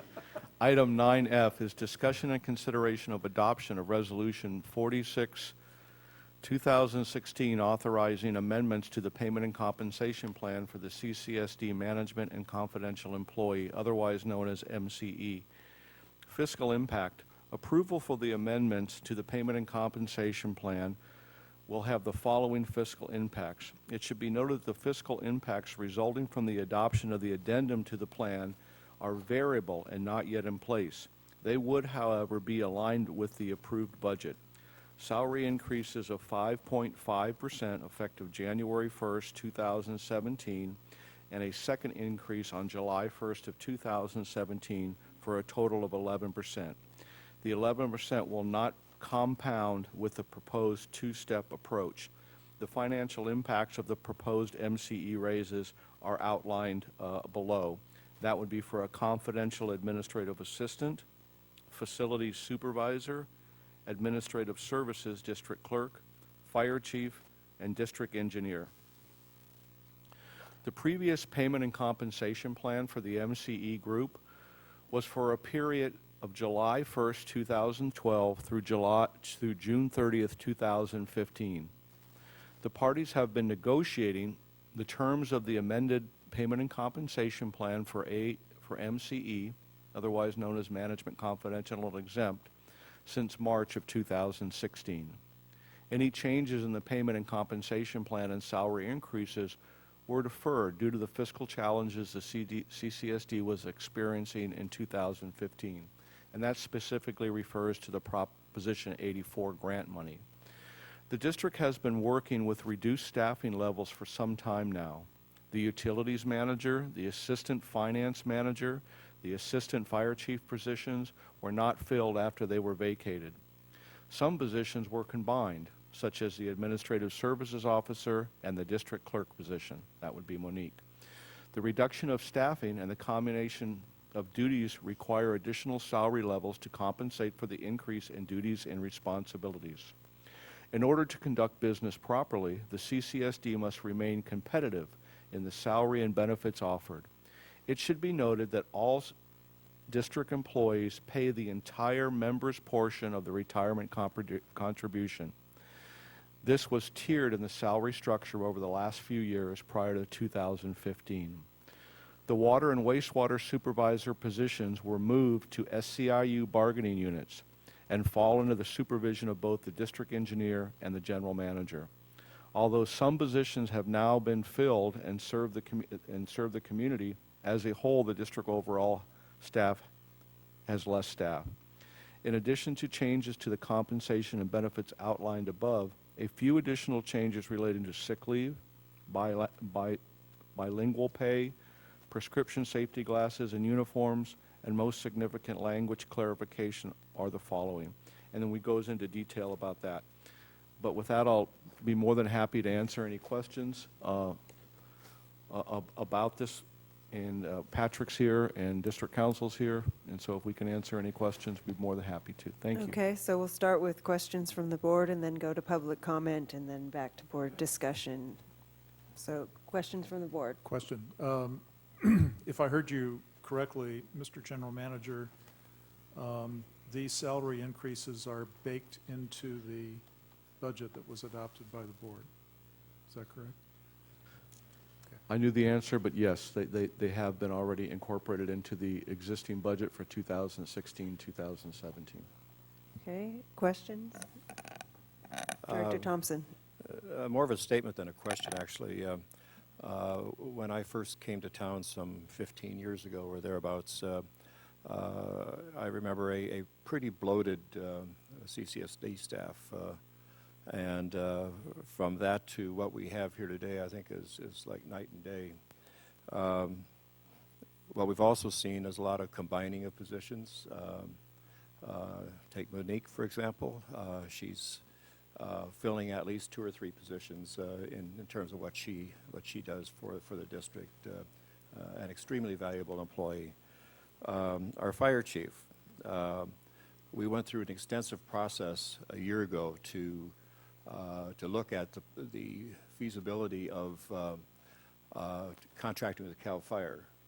And what we came up with was the fact that Cal Fire would have cost us about $130,000 more than maintaining our own department. And we have, I think, made a fine decision there. Chief Hollingsworth is incredibly talented. We're very fortunate to have him leading our fire department. Others, again, I think we have just a super management staff, and I think that they haven't had any increase in the last couple of years. And what we're doing is recognizing their performance and providing some compensation down the line. Now, we're not doing anything retroactive. We're going to be providing them one raise in January, then another one in July, and I think that, again, given the quality of the people that we have, this is entirely necessary and appropriate to retain them, because it's really tough to get, I think we found that in going out for filling other positions in wastewater, and that this town is not cheap to live in, and people are not going to come here, you know, if they can go to Morro Bay or live in Morro Bay and work in Morro Bay. And so we have to be very competitive with our salaries, and I think that this compensation is appropriate and recognizes that fact. Questions? You know, personally, obviously, it's my first day on the job, okay? So I haven't had the exposure to what's going on with regard to district employees. I can only go with what I've observed very briefly and what I've heard from, you know, other staff. And I just want to say this much, that I see morale is very high. I've heard that interaction between management and staff has never been better. Customer service is definitely improved over what it's been in the past. And so I'm not ignoring these things at all. However, considering how financially strapped our district is, and obviously this is nothing personal against anybody. Wall Street Journal says the inflation rate right now is like about 1.5%. I think if we're going to give raises, and I'm not going to say that a raise shouldn't happen, but I think 5.5% next month, and then 5.5% in July, and accumulated 11% over the year. I think outrage, you know, the outrage that we had over the proposed increase in Manager Gruber's salary, we would probably see that again. I think the community would be very disappointed that at a time when we're really in financial straits, that this would be happening. People would be, like I say, somewhat disappointed in our decision-making process. So my personal feeling is that perhaps we could modify this amount and make it something more along the line, like I said, of the inflation rate. And I think people in the community would understand that. I think this huge raise, and like I said, this is no reflection on the quality of the people we have working here. It's just logic and common sense to me with regard to how things are financially out there in the world. Thank you. Further questions? And then Well, I don't know, I'm interested in the public comment, but I just wanted to add on a little bit what Director Thompson was saying. It should be noted that the SEIU didn't care what kind of financial position we were in, and they had a cumulative 12%, I believe, raises over the period of time when management, who is not backed by a union, voluntarily delayed on their raises. This is kind of a catch-up with what they could have gotten over the period of years to those that are represented by a union. So it's just not a number that was picked out of the air, and it's not retroactive. They haven't been getting raises like our other unions have gotten. So it's just something to note. all right. Yeah, Yes, Vice President Sanders. I just want to pick up on what Director Thompson pointed out, and make sure this doesn't get lost in the shuffle. 10 years ago, we had a fire chief and an assistant fire chief. Thank you. Gee, it wasn't 6 years ago. We had a general manager and a utilities manager. People are doing multiple jobs that were performed by more personnel in the past, and I think fairness dictates that these people be compensated for that. Thank you, Vice President Sanders. Let's go to public comment. First is Christina Tobin, followed by Elizabeth Bettenhausen.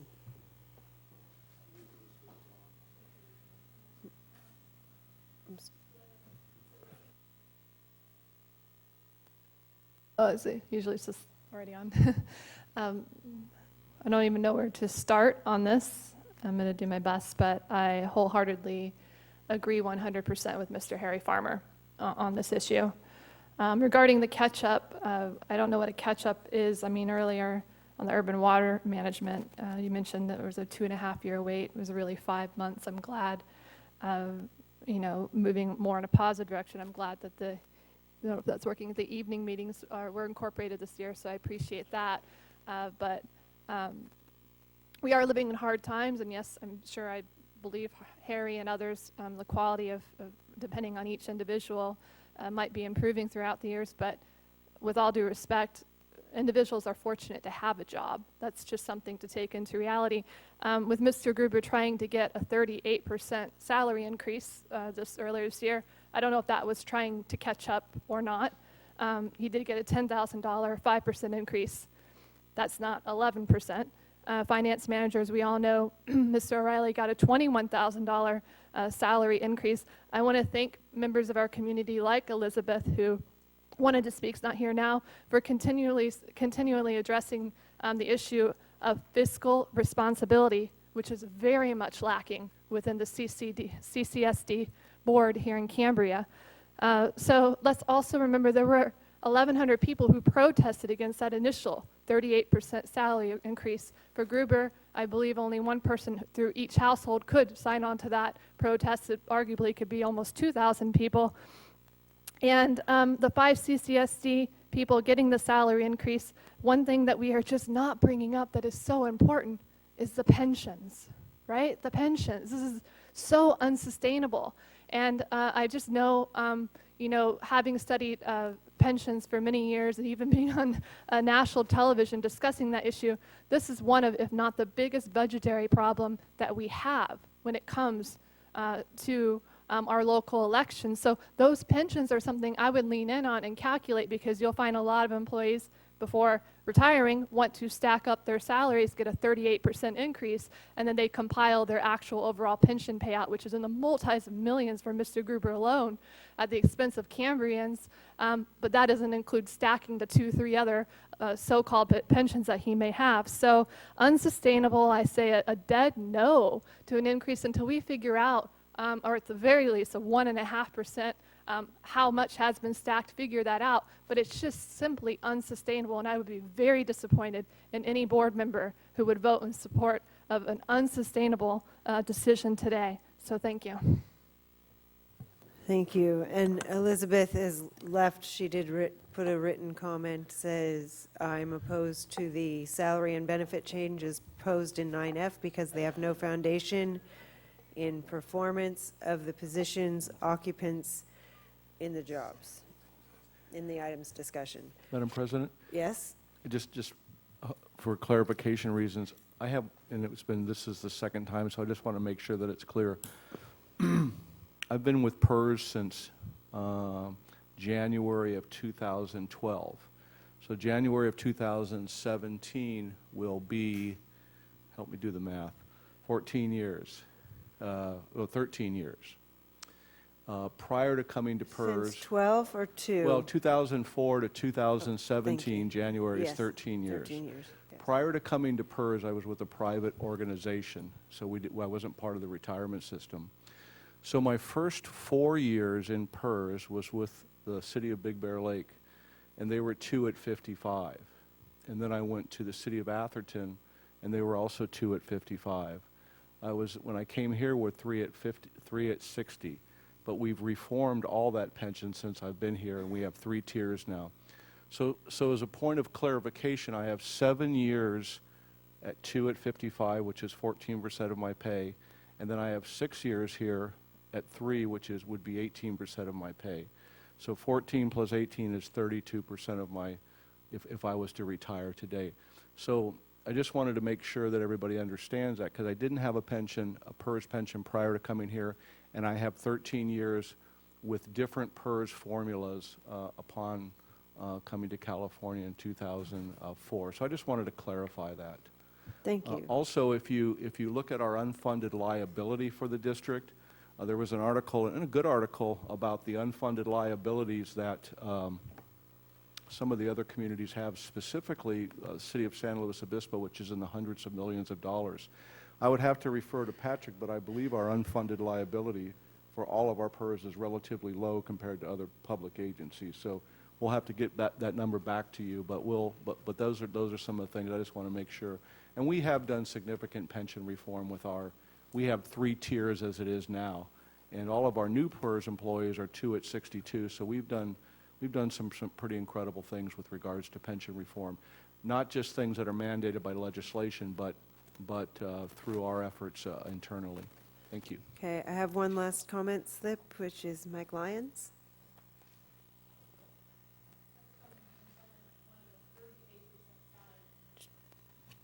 Please. Thank you very much. My name is Mike Lyons. First of all, I thank the staff especially and the board over the last few years for meeting these very difficult challenges in such a professional and comprehensive way for the benefit of our entire community.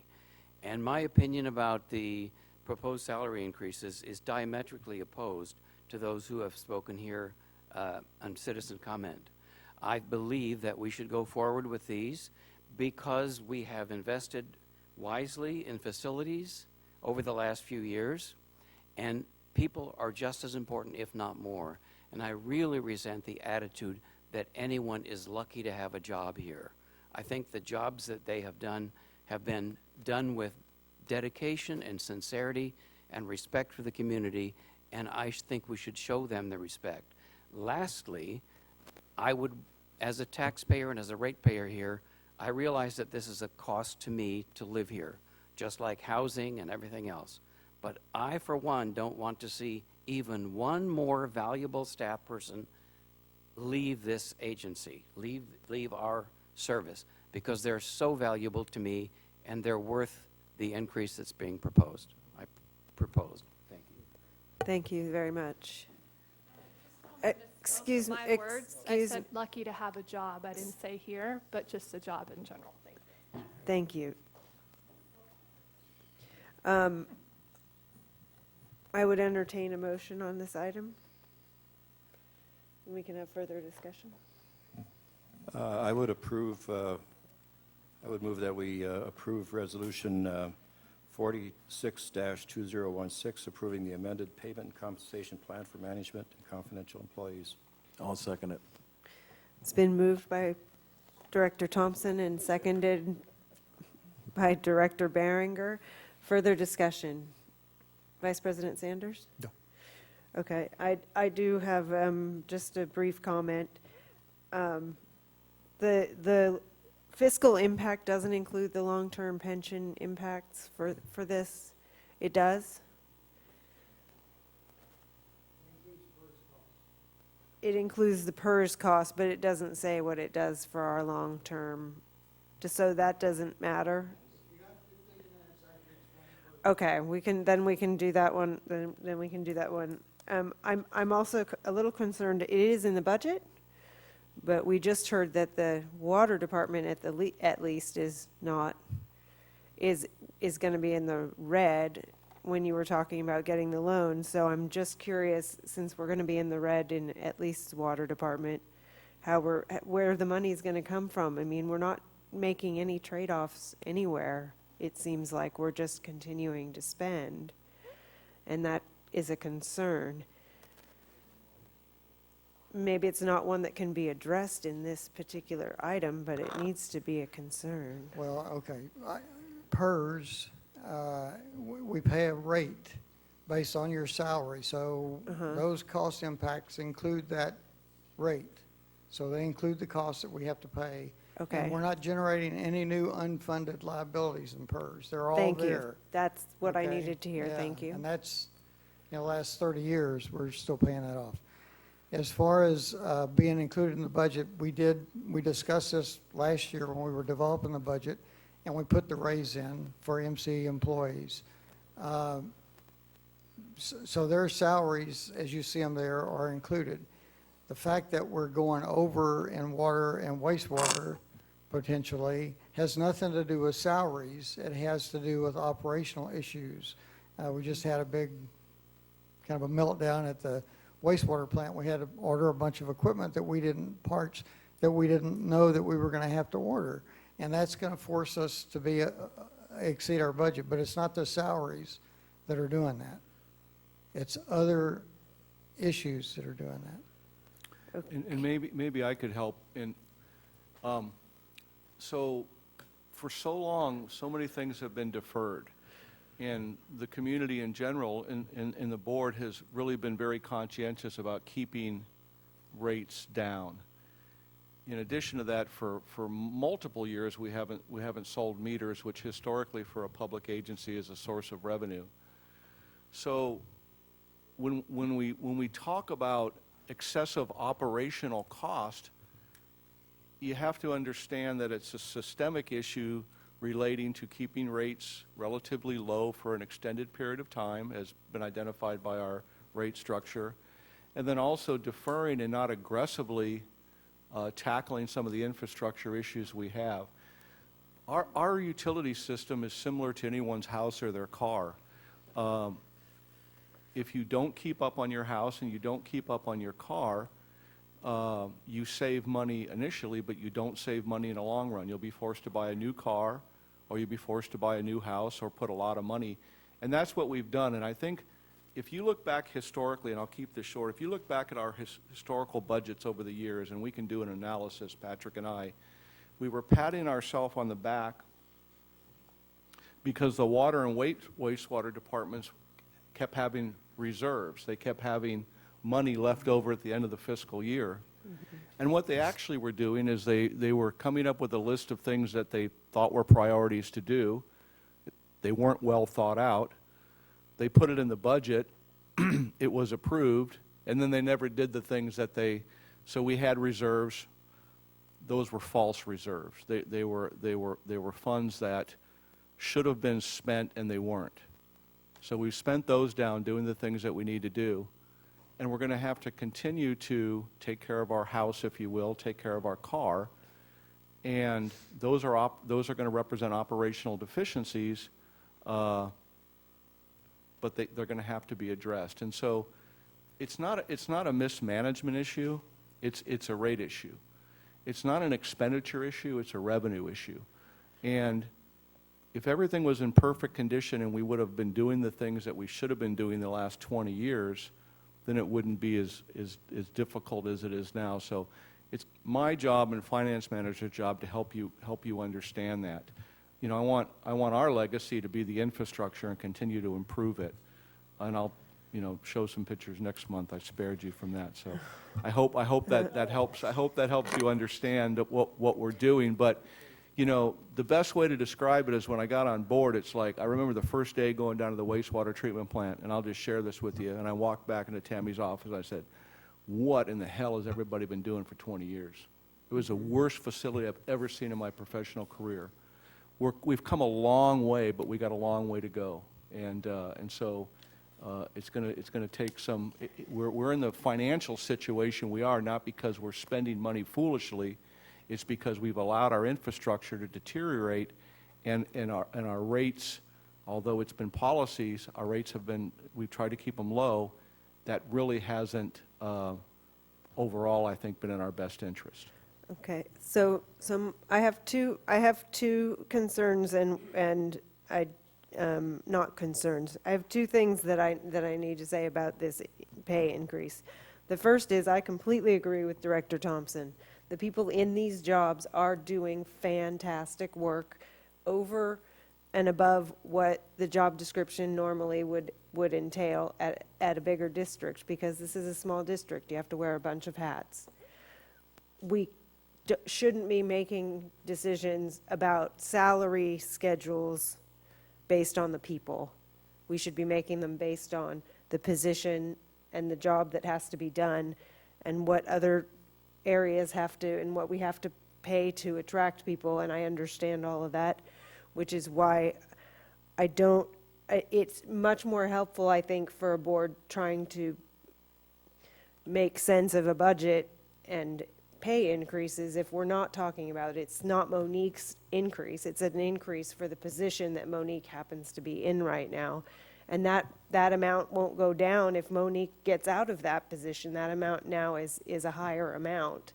And that is, and the other thing that's actually kind of an objection on page 6 is there's there's specific additional things that the general manager is given the authority to give to attract or retain qualified employees. And these are things that would either be in the budget or would be then approved, like we've done number 5, at working out of position. The board you've come to the board and said, this is what we're going to do. We're going to pay them for the working out of position, an extra 10%. I think that should still come to the board so that we know, even if it's in the budget, that's something that does, to me, that says something about the way the district is running. I think we already have a very strong personnel policy on education and tuition and reimbursement, and I definitely think that that's something we should be and continuing and doing. But I just don't feel comfortable with how are we gonna pay for this, and then we're gonna have to increase rates, and then even then we're still gonna be behind. I mean, if I go buy a new pair of shoes that's expensive and I don't have money to pay somebody to come and clean the windows, my windows aren't gonna get cleaned. I mean, district doesn't do a whole lot of trade-offs when it comes to spending money, and I think that we need to take a harder look at it. So,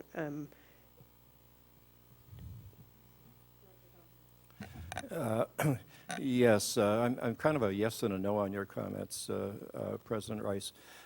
If this was the Department of Water and Power in the city of Los Angeles with 5,000 employees, you would have a pay schedule, and it would be pretty straightforward.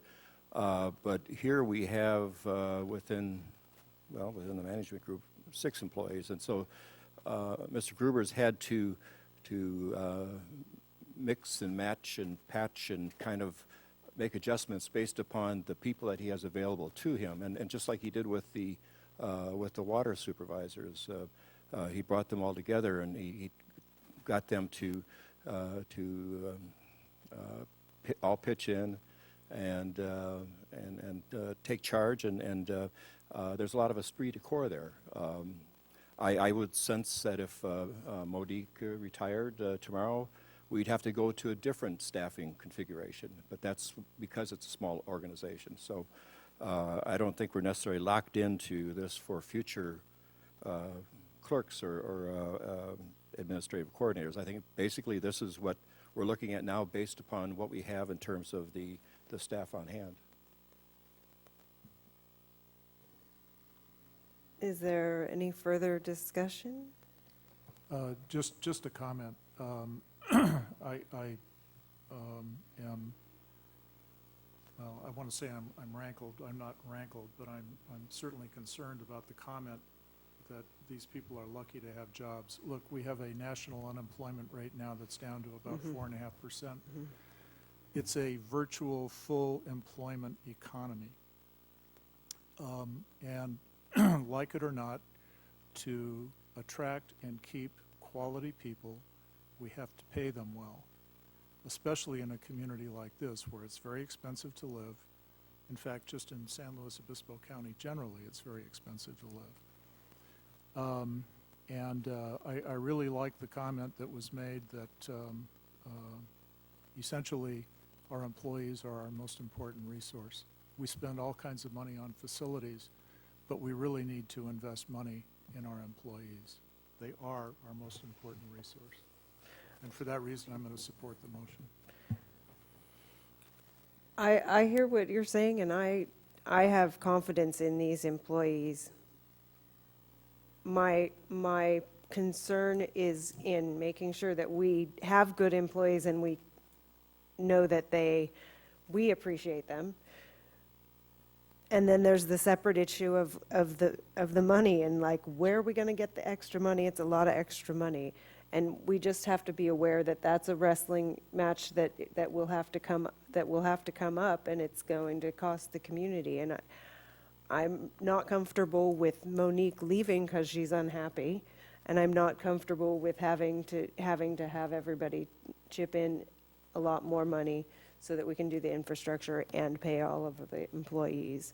But your point, both of your points are well taken, and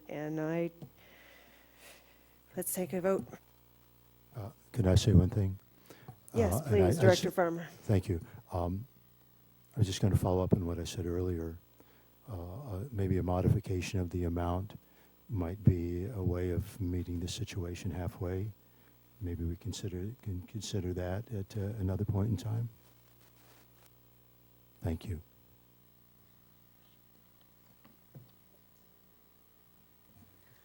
Director Thompson? Aye. Director Berenger? Aye. Director Farmer? No? Vice President Sanders? Yes. President Rice? Yes.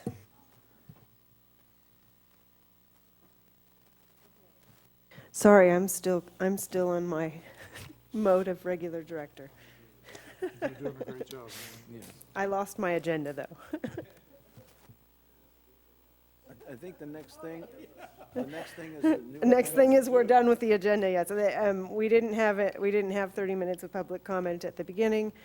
Future agenda items, this is requests from board members for items on the agenda, and Would the board be receptive to recognizing the fact, and I see Chief in the back, that we have sustained the recognition as being a fire-safe community, whether that's, recognizing Shirley and her group or anything like that. But, that's something that, we say, oh, good job and everything, and I know that, but boy, that's a big deal.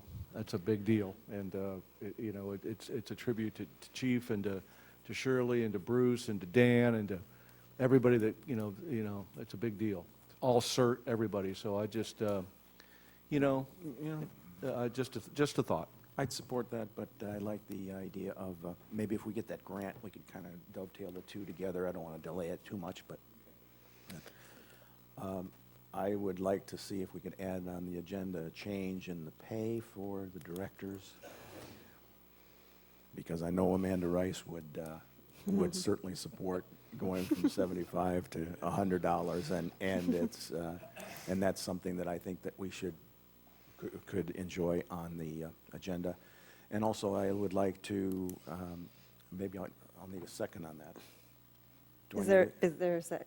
Is there a need for a There, second? it's at the discretion of the president or the board majority. Okay. Is Now, I'll add another thing that I would request a second on, and that we address lifting the Stage 3 emergency next month. I'll second that. Okay, I have a motion and a second to consider lifting the Stage 3 emergency. Can we have? To put it on the agenda. To put it on the agenda, yes. Let me be clear, to put the consideration of lifting the Stage 3 emergency onto the January agenda. Correct. Can we take a vote, please? You can just raise your hands. Yes? Yes, put it on Yes? the agenda. No? Okay. So that we're gonna have consideration of lifting the Stage 3, and I think that is a great idea. The next agenda, we should also be looking at goals and committee assignments. So be thinking about what you would like to be doing. I think we had talked about Director Sanders and I meeting as the Conservation Committee ad hoc to look at the billing related to lifting the Stage 3 emergency and looking at how people are doing. So we'll have that, make sure that happens. Is there any further future agenda items right now? Okay, then we're going to adjourn to closed session after I ask if there's anybody who would like to make public comment on closed session. Okay, thank you very much.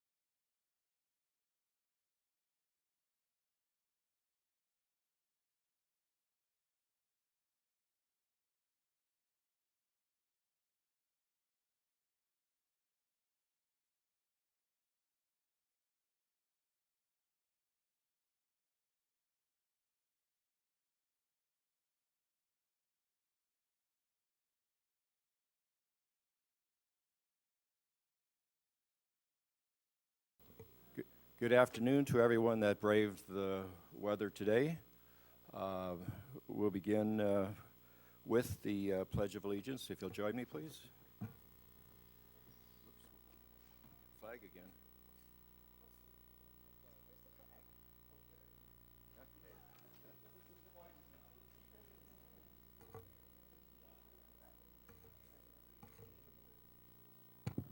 Mr. Berenger has a new role, that of Sergeant at Arms.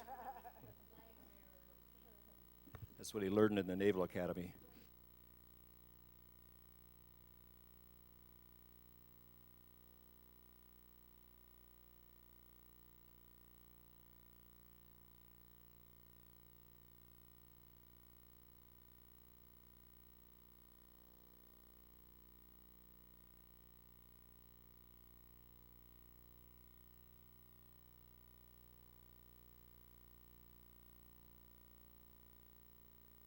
We'll face Veterans Memorial.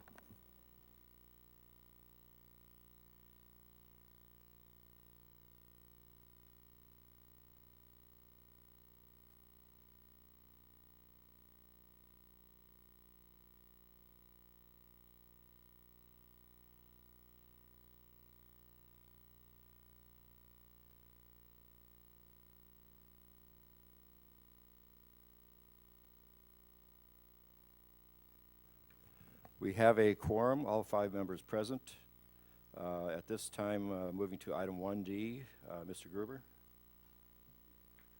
Where's Mr. Gruber? Or Mr. Carmel? Or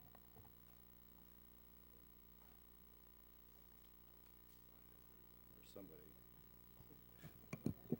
I'm going well here. Yeah.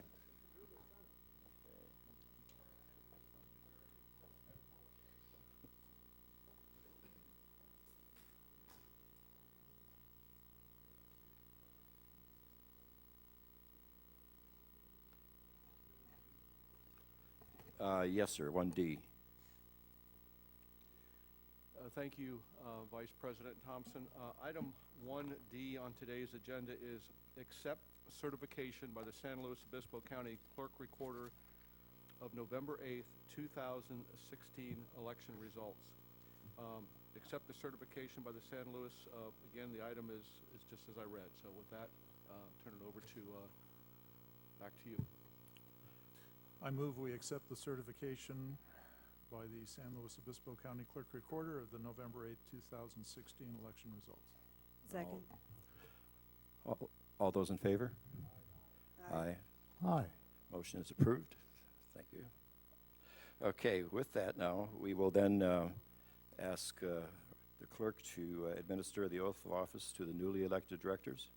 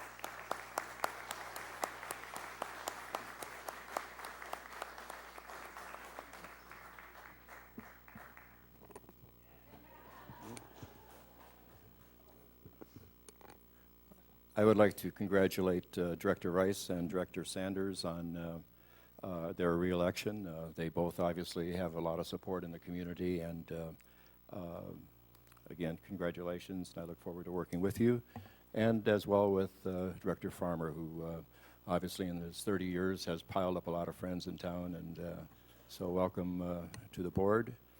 And for former Director Robinette, we'll recognize her in the next month or two when we have an opportunity to present her with our appreciation. But welcome. I have a slip here for public comment on item 1E. Tina Dickinson.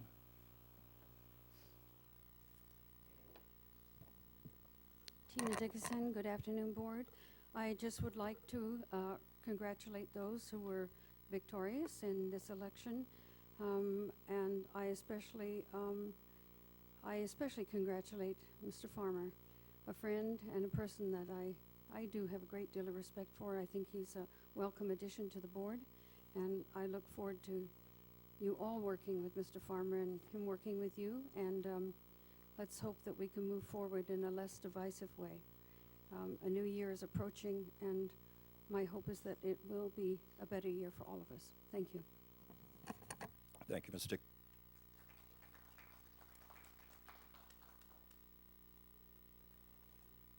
Moving now to the election of officers for the coming year. That would be item 1F. I will open the nominations for the office of the President.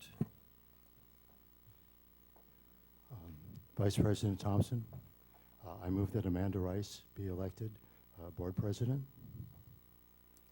Thank you.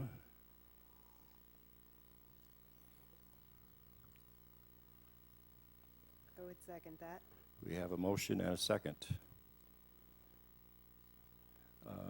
Okay, I will then call the roll on the motion and the second. There's discussion, perhaps? Certainly, discussion.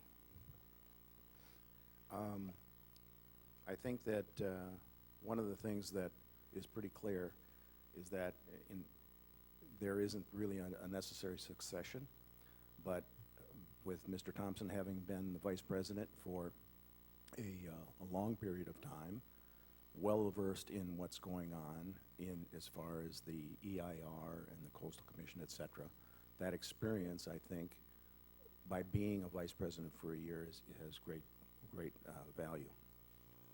Also, but there isn't normally a succession, and it doesn't matter how long you've sat on the board, but is just as part of the discussion, I tend to think that Director Sanders, this is just discussion, Director Sanders, having been on the EIR and for the best purpose of the board, would be to have that in a continuous a continuous relationship with the Coastal Commission, a continuous relationship with Sacramento, and the amount of time that Mr. Sanders could devote to the project to the presidency would be of more value to the community than having a political expedient person, especially in this particular time.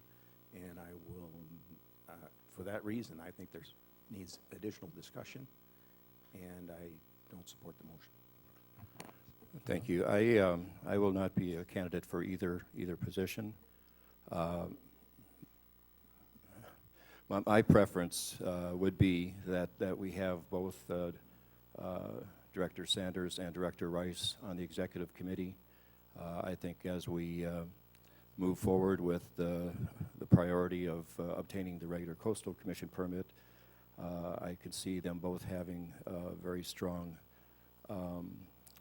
effort in that regard and would be highly qualified. So again, my preference would be to switch it around and have Director Sanders as the president for this year with Director Rice as the vice president. Can I reply? Sure. If I'm not mistaken, if we had been following the usual format that has been done in the past, but was somehow tweaked in the past couple of years, that I believe Director Rice would be up for presidency right now. Also, I think the fact that in the 2 times that she has run for office, she has been the top vote getter. So she has a tremendous amount of support in the community. She has I think a very strong background, having been the president of the NCAC, as well as being always prepared with regard to each meeting, always prepared with whatever information is necessary. And also, I think just the fact that she also goes out and attends a number of meetings and has connections in this community with various people, both in various organizations and just in the way she networks in the town. And I think she'd be a valuable asset as a president. Thank you. Thank you, Director Farmer. Any other comments? Could I ask the legal counsel if it would be possible to move to have a single vote for both the president and vice president at the same time? Would that be possible? I see no reason why you couldn't. It may be a little unwieldy. Okay. Well, let's carry on the discussion. I was just asking the question. Okay. Any further discussion on the office of the president? I Yes. just wanted to respond to something that I think I heard Director Behringer say related to time to devote to doing the position of president. And I understand that there may be a misconception about the time that I have available because of this past year. I've been taking a lot of time to do my work so that I could be free in the upcoming year to be a part of the executive committee and to be president. It's part of what my overall plan had been to do that. So while I was less available the previous year while I wasn't an officer, that was in the part of the goal to free up my time. So I am available, so maybe that reservation can be put to bed.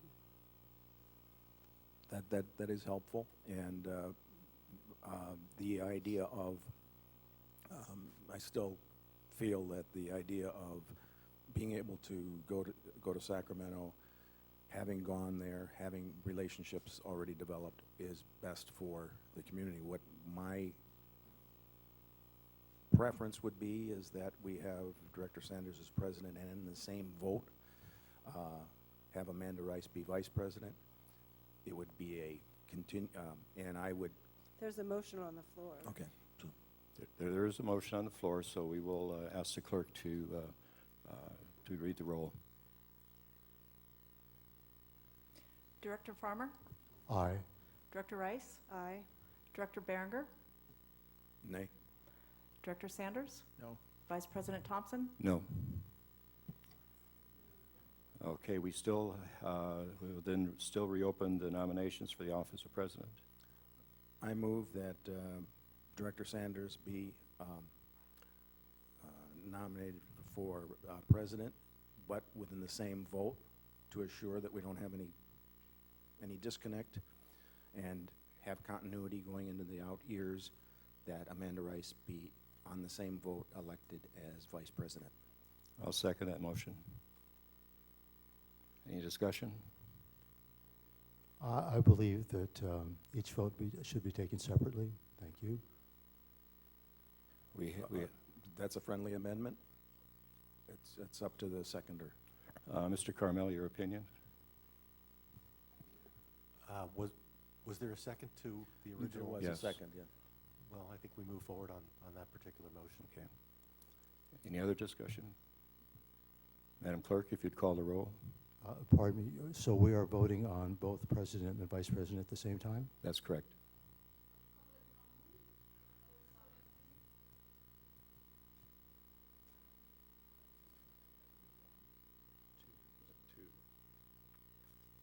All right. I'd like to hear it. Okay, yeah, we have Tina Dickinson, followed by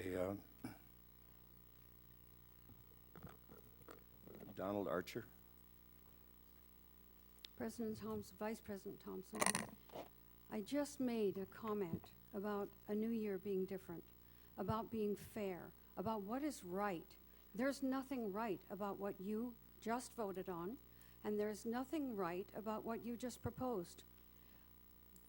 Whether I agree, as I've said in the past, with Director Rice or not, I do believe in fairness. What you are doing is the same old thing that we made a difference in our voting about. And you need to recognize that as a board. All of you need to recognize that. She doesn't deserve to be treated this way. No one deserves to be treated this way. And I, for one, will stand up in this community and say you are dead wrong in what you have just done and in what you are proposing to do. She has been a member, an active member of this board. She raises more questions than any of you put together. She comes well-informed. And you need to start recognizing what the public has asked you to do. Do it now. Thank you. Thank you, Ms. Dickinson.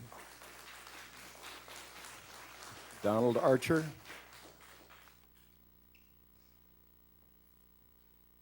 Vice President Thompson and the board members. This seems like deja vu all over again.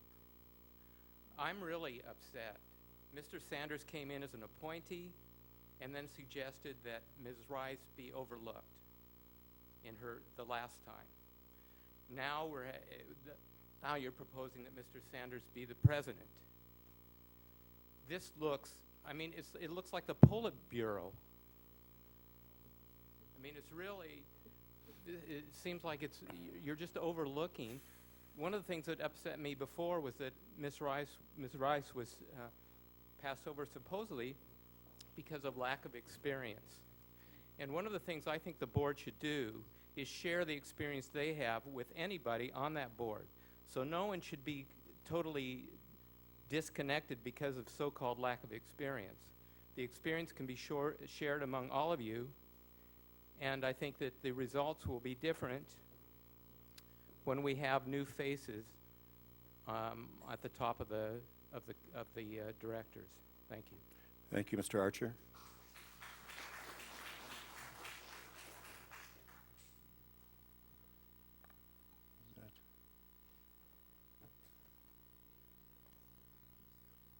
Oh, Ms. Tobin? Excuse me. I'm going to read, there was an online petition submitted through Cambria Currents, and I'm just going to read a lot of the comments here. Vita Miller, I've met Amanda Rice and believe she is being treated unfairly. Sherry Parison of Morro Bay, yay, Amanda for president. Diana Gorman-Tiso, Amanda understands all sides of the issues that comes to our little town of Cambria. She should definitely be president. Rolly Younger of Cambria, rotation of board member Amanda to president for president is overdue. Margaret Rins of Cambria, Amanda deserves this position.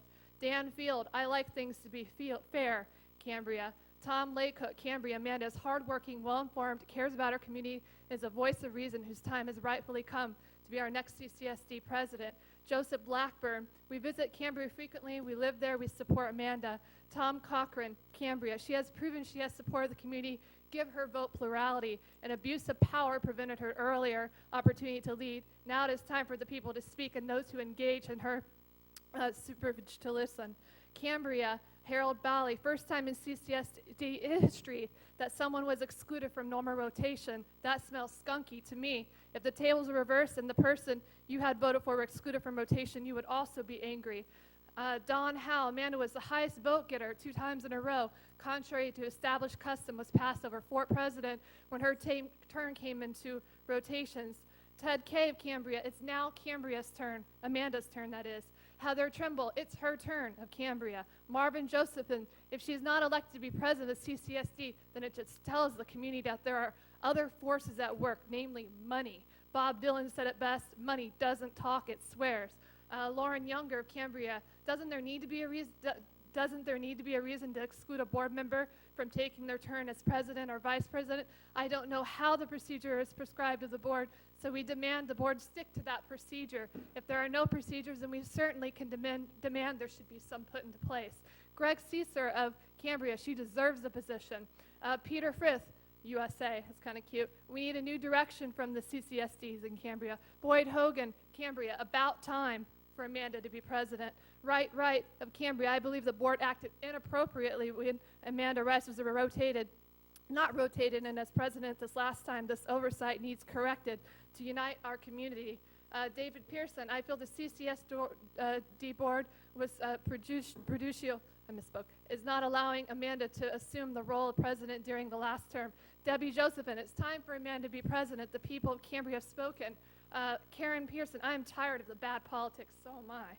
Victoria Krasinski of Cambria, civility is needed on this board. Amanda is the only member who consistently performs her duties with the intelligence, grace that the others definitely lack. John Ziske, it's only fair. There are many more comments. Over 100 people signed this petition. I have 10 pages of this. I only read 2 or 3 or 4. If you do not vote Amanda as president, Thank you for your comments. the 3 who vote against her, I do feel the community will rise and recall the 3 of you, Jim, Gregory, and Michael Thompson.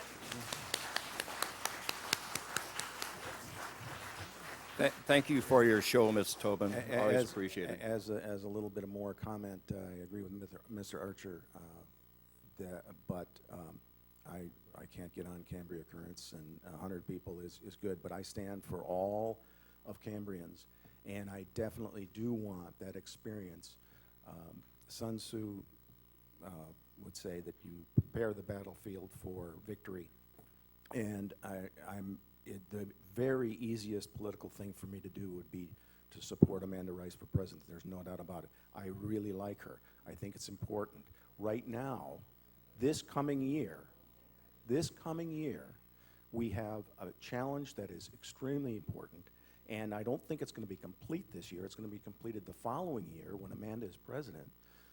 But to gain the experience, I tend to think is important for her to be on the executive committee, and the president and the vice president, to work closely together to do the challenging work that's in front of us. I tell you, the easiest thing for me to do would not to, when I'm responsible for the community at large, and in order to succeed, in order for us to be successful, the best way to do it, in my opinion, is to have Greg Sanders as the president and Amanda Rice be prepared to finish the job in 2018. That's my comment. We have one more public comment. Elizabeth Bettenhausen.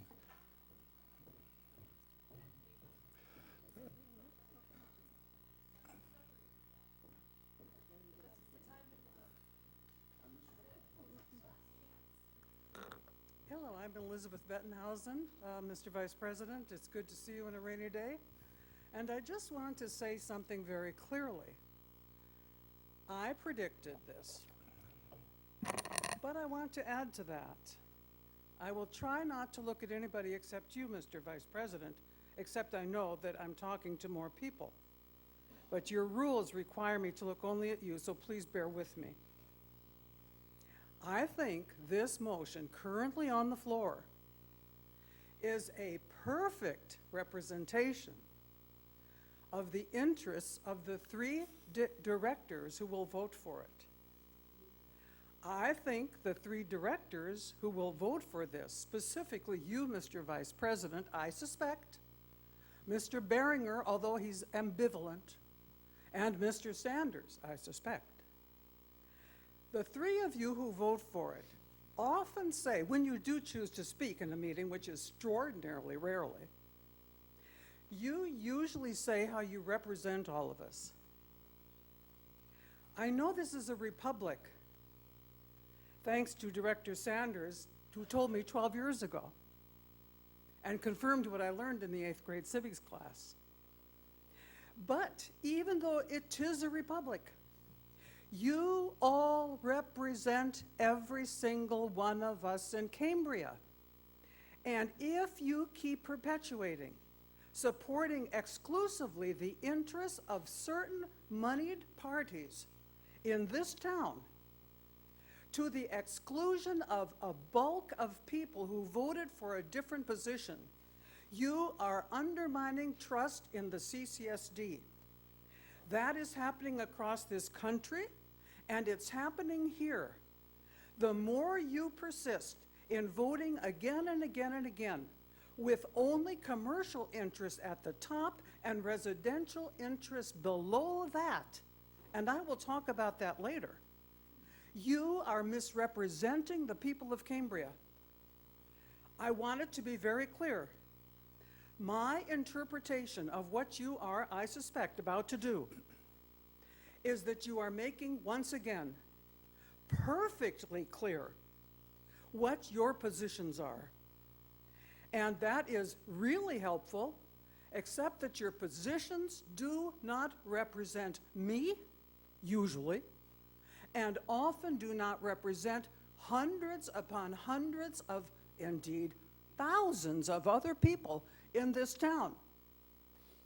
I can't judge your conscience, but you can. Thank you, Ms. Bettenhausen.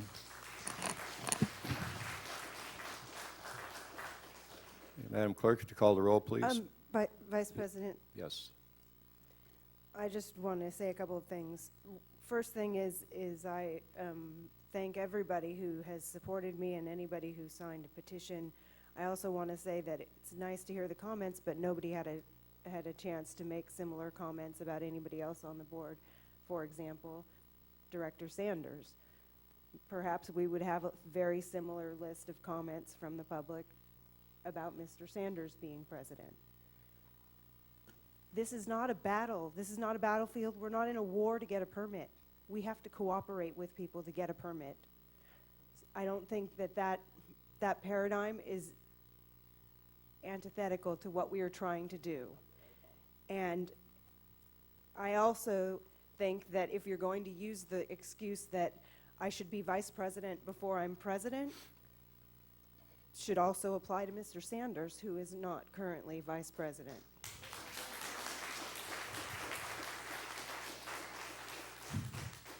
This is about not just who has support from the public, because we all had enough support from the public to be elected onto this board, all of us. Doesn't matter who comes in what position, we were all elected. We all have some support. We all represent the entire community. We have a person we're paying a good amount of money to get us into doors in Sacramento. We don't necessarily need Mr. Sanders there, necessarily. I'm not saying that he isn't qualified at all. Mr. Sanders has been a good board member since he was appointed. I'm sure he'll be a great board member going forward. I don't think the reasons that you've given are very strong. And I think that I think it would be a very good thing for this community if we could go forward with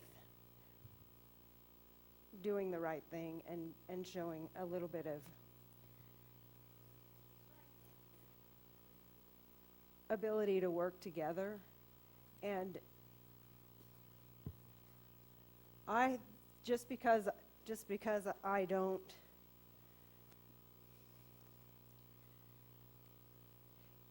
here's my bottom line on this. It's time for me to be president. I don't need to be defended by the public, but if the 4 people on this board other people on this board don't support me being president, then they don't support it, and that's not what is going to happen. Because when it comes right down to it, the president runs the meetings, is basically the main part of what the president does, different from everybody else on the board. No real special extra authority. So it shouldn't be any problem at all to have me running the meetings for a year. Vice President Thompson? Yes, Director Farmer? I'd like to make a comment. Director Behringer remarked that how important it would be to have someone of greater knowledge of what we need to do in the coming year to be the president of this board. I feel that perhaps it's more important that we develop trust in this community than whatever happens in Sacramento. Thank you very much.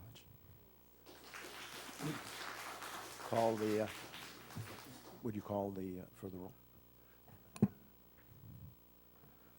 Director Behringer? No. Vice President Thompson? No. Director Sanders? No. Director Farmer? Pardon me, what are we voting on? The motion. No. Director Rice. No. Director Berenger? I'd like to nominate Director Rice for president of the board. Second the motion. Madam Clerk, call the roll. Director Berenger? Aye. Director Sanders? Aye. Director Farmer? Aye. Director Rice? Aye. Vice President Thompson? Aye.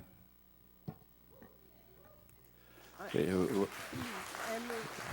now open the nominations for vice president. I move Greg Sanders serve as vice president. I'll second that. Open the roll, Madam President.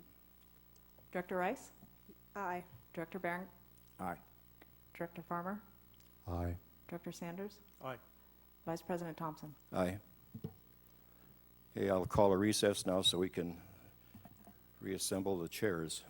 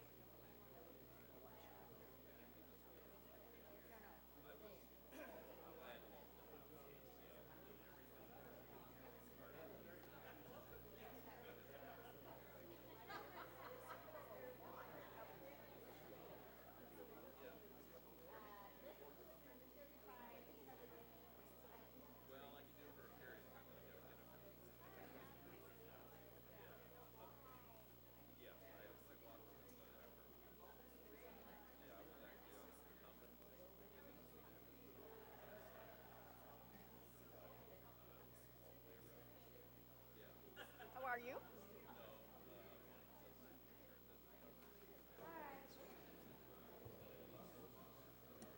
Okay, folks, let's get back to order.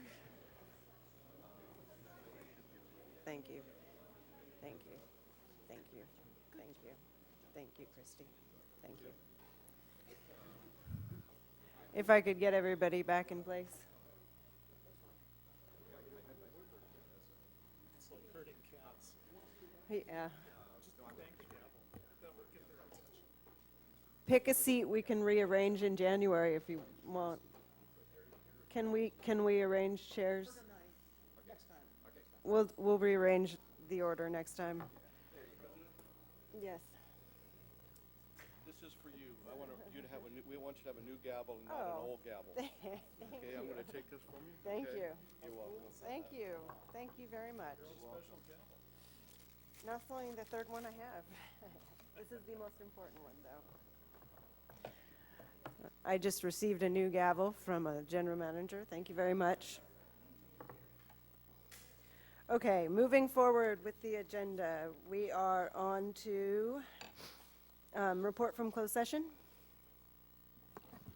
Thank you, Madam President. Nothing to report. We discussed labor negotiations regarding management confidential. That's coming back today as item 9F. And then real property negotiations regarding the library building, and that's also going to be in closed session today. Thank you. Next up is special reports, the Sheriff's Department report. Madam President, Commander Taylor is busy in the south part of the county. Excuse me. We had one of his deputies come by and tell us so there's no sheriff's report today, and he apologizes for any inconvenience that may cause the board. Okay, thank you. Next up then. Madam President? Oh, yes. If I may, I think at one point in time there was discussion about IRS scammers calling folks in town, and there was an interesting piece in the AARP newsletter for those of you that are old enough to get this. At any rate, what the article indicated was that 56 people have been charged with impersonating IRS officials and tricking thousands of victims into handling over more than $300 million. Basically, the scam was, and I think a lot of you may have gotten the calls, is that the victim owes money and will be fined or sued if he doesn't pay immediately, and so on and so forth. So, the article indicated at least 15,000 people fell for this scam. But again, the good thing is that there have been 56 arrests made, and hopefully this will at least put that scam to rest. Thank you. Next up, Cambria Community Services District Fire Chief report. Chief Hollingsworth. Welcome. Good afternoon, everyone. Thank you for having us here today.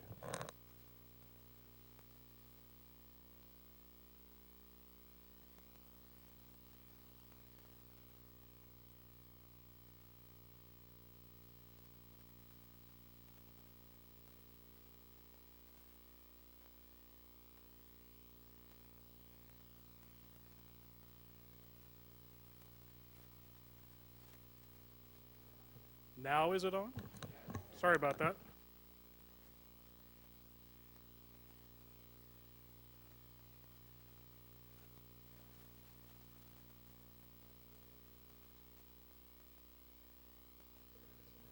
I think we're having an electrical problem here.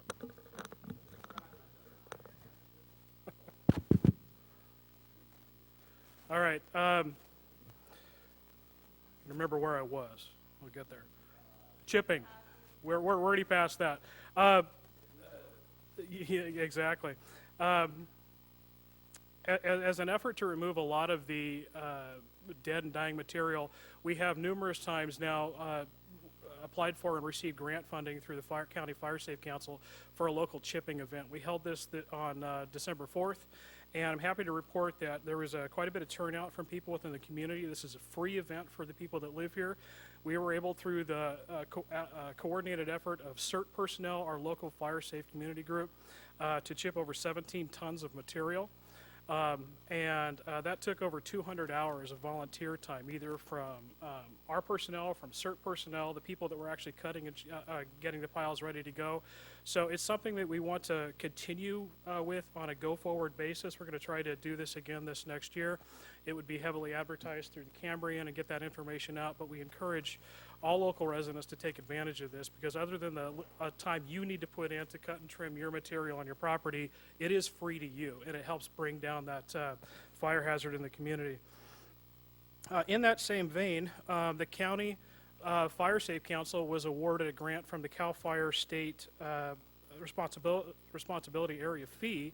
They're going to be the ones coordinating that, and then we, people within the community, actually get to benefit from that. There's 3 specific grants that are going to be awarded to this area.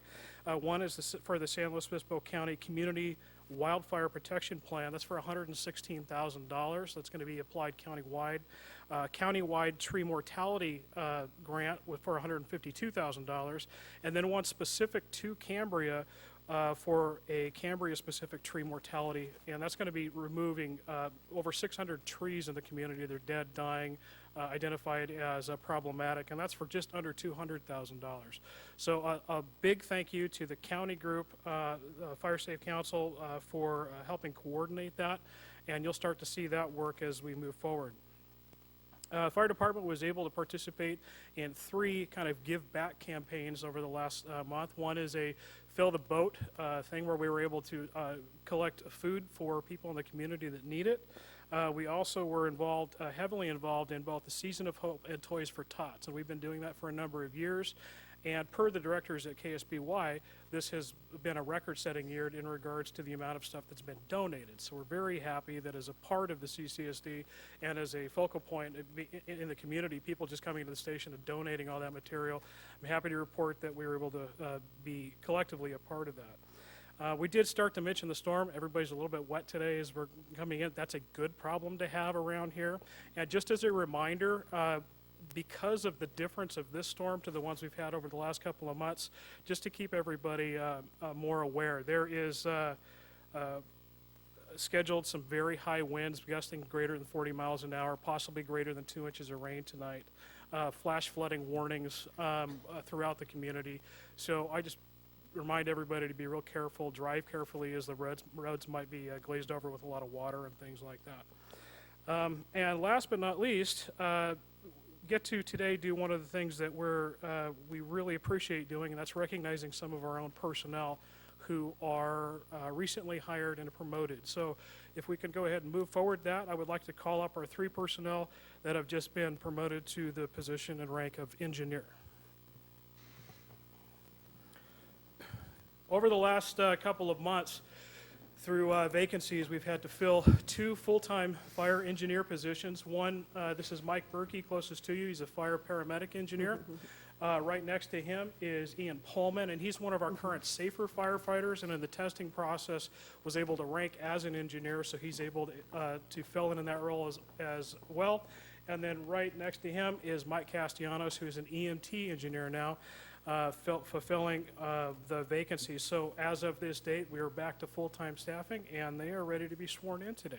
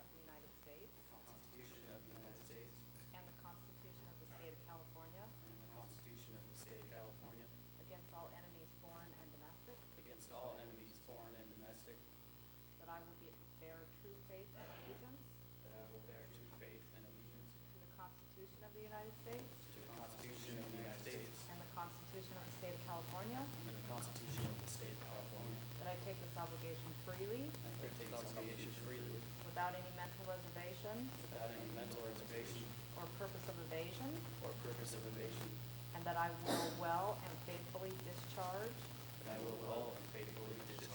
the duties upon which I'm about to enter.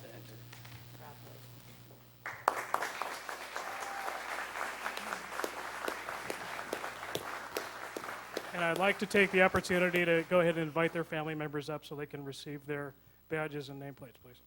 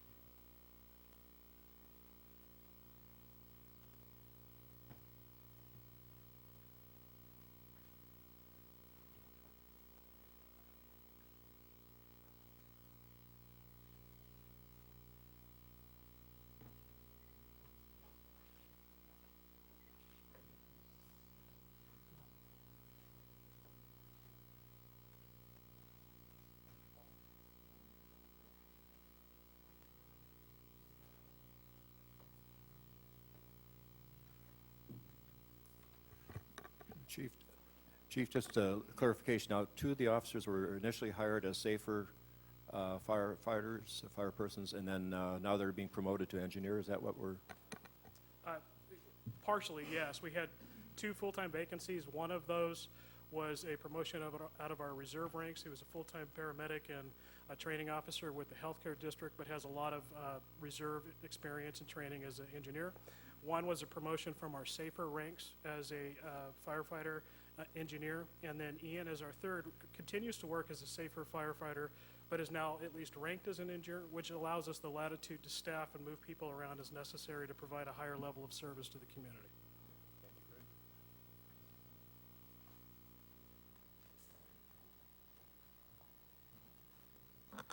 Well, welcome to you. Not new faces, but new faces in positions, new positions. So I want to congratulate all of you.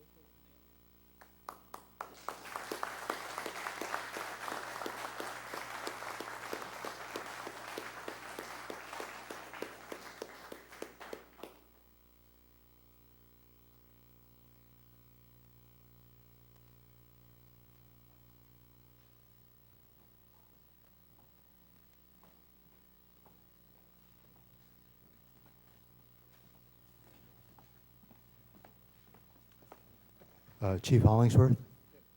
Chief, don't run away. I just want to ask you a question. So Yes, sir. obviously at one point you were an engineer, right? Yes, I was. Cool. So if you don't mind me taking this opportunity to address you in your previous incarnation as Engineer Bill? I'll let it slide. I just thought it was, red light, green light. Red light, green Yes. light. I couldn't pass it up, sorry. Okay, all right. Madam President, question. Chief, in the record keeping and keeping of statistics, gathering of statistics that you do you segregate on emergency medical services responses between residents and non-residents? At this point, we do not. However, every incident that we go on, every emergency response we go on, the ambulance goes on as well, because that person will potentially need to be transported. And Yeah. although we are now first responder ALS company responsible for that, they are the ALS transporting responsibility to continue that care to the hospital. They do keep those statistics available through their database. It is absolutely something we can look at trying to capture down the road if we wanted to look at that. One of the things that I haven't really addressed yet, because it's still in its infancy, is the Countywide Chiefs Association is in the process of applying for a new grant that will bring and outfit all departments with the county digital collection devices and new software that is a lot more user-friendly to meet the new federal mandates that all EMS data reporting is done digitally, captured, and then reported to higher authorities at the state. So we're hoping that that all goes through and that it would be implemented this next year. The reason I say that is because a lot of the fields and data collection are standard based on what is required by the federal government. However, it's also user definable. So if we want to go in and capture that kind of data, we absolutely can. I'd be interested in, and I think other board members would as well, seeing those statistics, if you can We can- aggregate them. We can, yes. Great, thank you. Thank you, Director Sanders, Vice President Sanders. Next up, agenda review, additions or deletions to the agenda, and any consent items that need to be pulled. Any changes to the agenda or consent items to be pulled? Okey doke, then I think that we are, before we move into public comment, I did want to ask the board if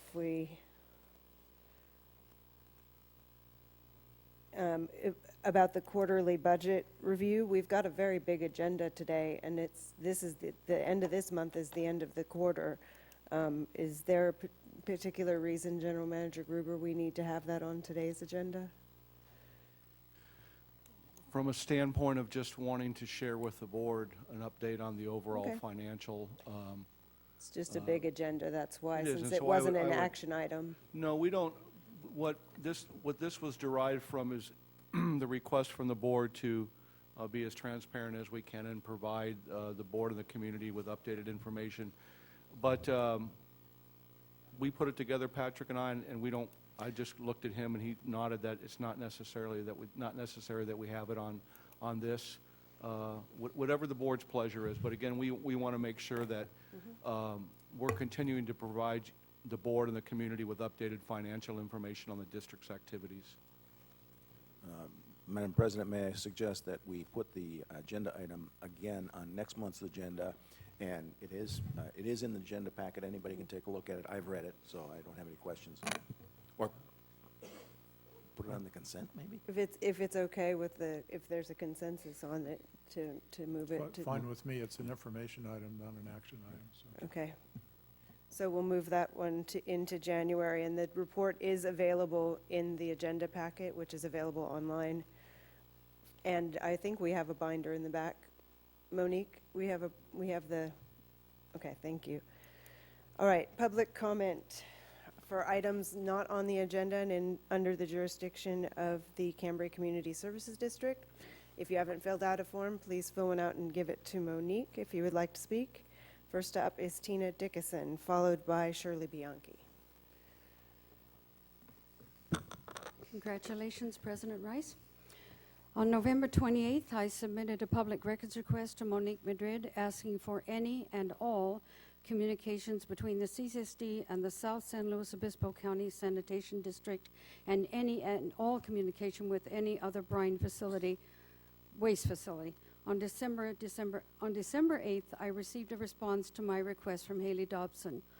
The information provided to my request did not match information provided in a public records request response from the South County Sanitation District. On December 9th, to follow up, I asked if CCSD had additional information pertaining to my request, and I was informed that my public records request was complete. The South County Sanitation District response included communication from September 24th, 2016. The CCSD's response began with communication on October 13th. In an email dated November 1st from Jerry Gruber to Gerhard Hubner, the GM of the South Sanitation District, Directors Gail Robinette and Greg Sanders were CC'd. Here is the content of that email. From Jerry Gruber, Gerhard, I sincerely appreciate you taking time from your busy schedule to meet with me regarding brine disposal. I know we had discussed waiting until the SEIR is certified to move forward with a formal agreement. After driving home on a peaceful road and taking in the views of the ocean, I came to the realization that it would be in the CCSD's best interest to expedite the agreement between both of our agencies. I did review our SEIR upon my return and was very pleased to see a detailed analysis of the impacts that the trucks arriving at your facility would have. I know that was a concern of yours, however, I believe that the SEIR has done an incredible job in addressing those concerns. Gerhard, I'm going to ask our district engineer to complete the application you provided me within the next few days, and I will work with our finance manager to include all necessary processing fees, to include a $10,000 deposit. I did some preliminary calculations, Gerhard, and disposing of our brine at your facility would result in approximately 132,000 in revenue for your district. Please let me know if I can be of further assistance. Of concern are several things. One, I was not given the complete record, even though I followed up and asked for additional information. I was told it was complete. 2, 3/5 of the board, by the way, on that particular last email I read, it was CC'd also to Gail Robinette and Greg Sanders. So including and in another one, it was Michael Thompson and Gail Robinette were in one of the earlier emails. So 3/5 of the board were made aware of the negotiations taking place between Jerry Gruber and Gerhard Hubner. 3, neither the CCSD board or the South Sanitation District Board have to date agendized negotiations related to brine waste disposal at any board meeting. 4, the brine waste disposal is a component of the draft SEIR. The district has not received a coastal development permit, and yet the general manager appears to be contracting with Mr. Hubner for disposal of the brine waste to their facility. Keep in mind, we don't know yet, at least I don't, from reports, whether it's hazardous or non-hazardous. They can only take non-hazardous at their facility. The other item I would ask is, what is the total amount that the general manager can be negotiating behind closed doors without it being brought forward to the board and indeed the public? This is extremely concerning to me that one agency is providing more information than our CCSD, even when I asked again for more information and I was not given it. Clearly, this is out of compliance with the California Public Records Act, and I'm going to plan to be following up on it. Thank you very much. Thank you, Ms. Dickinson. Shirley Bianchi? I can't see the time. Thank you.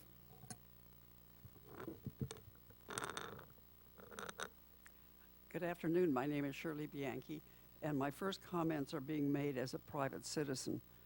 But some of the public comments that have been made prior to this, although I certainly do support public comment, I believe that the tone was very offensive to me, and I believe that it was counterproductive, and the same thing could have been achieved with a much more civil tone. Okay. I'm through with that. I'm now speaking as the chairman of the Cambria Fire Safe Focus Group. And the reason I'm here for public comment is I want to thank both the board and Mr. Gruber for the quick response for what we had, the sudden oak death workshop. The San Luis Obispo County University of California Field Cooperative Extension Office received a phone call that they had 3 speakers who could come down to Cambria and have a workshop on this, but they didn't know who to call to have a place. And of course the director said, "Oh, I'll call my mom." And she said there was dead silence from University of California at Berkeley. So anyway, she called me. I called Jerry Gruber, and who very graciously allowed us the use of the Vets Hall. And I want to thank everyone. It was a very successful workshop. Someone said, how can you identify a bay laurel tree, which is the vector for sudden oak death? So I brought some samples. Monique is passing them around. All you have to do is bend a leaf and you'll know how you can identify a bay laurel tree. Thank you, Ms. Bianchi. Christine Willard, followed by Christina Tobin.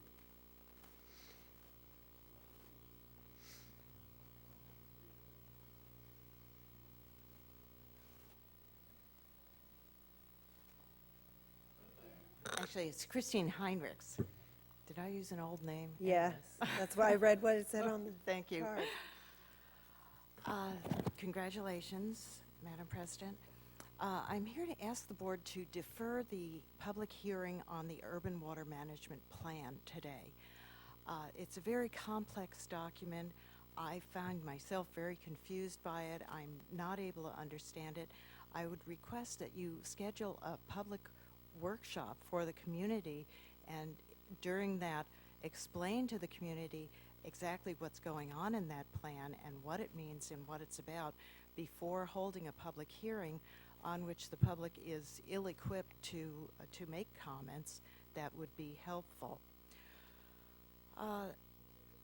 In a second point, Bob Greshams, I resent my... Can you please address your comments to the president? Okay. I'd like to remind Bob Greshams that after he held a very informative tour of the wastewater treatment plant and the emergency water plant, the group that he led had a number of follow-up questions which he professed himself to be willing to respond to. That was in October, and I have not had a response to those yet. I'd like to renew my request for answers to those questions for myself and for the rest of the community. Thank you. Thank you. Christina Tobin, followed by Elizabeth Bettenhausen.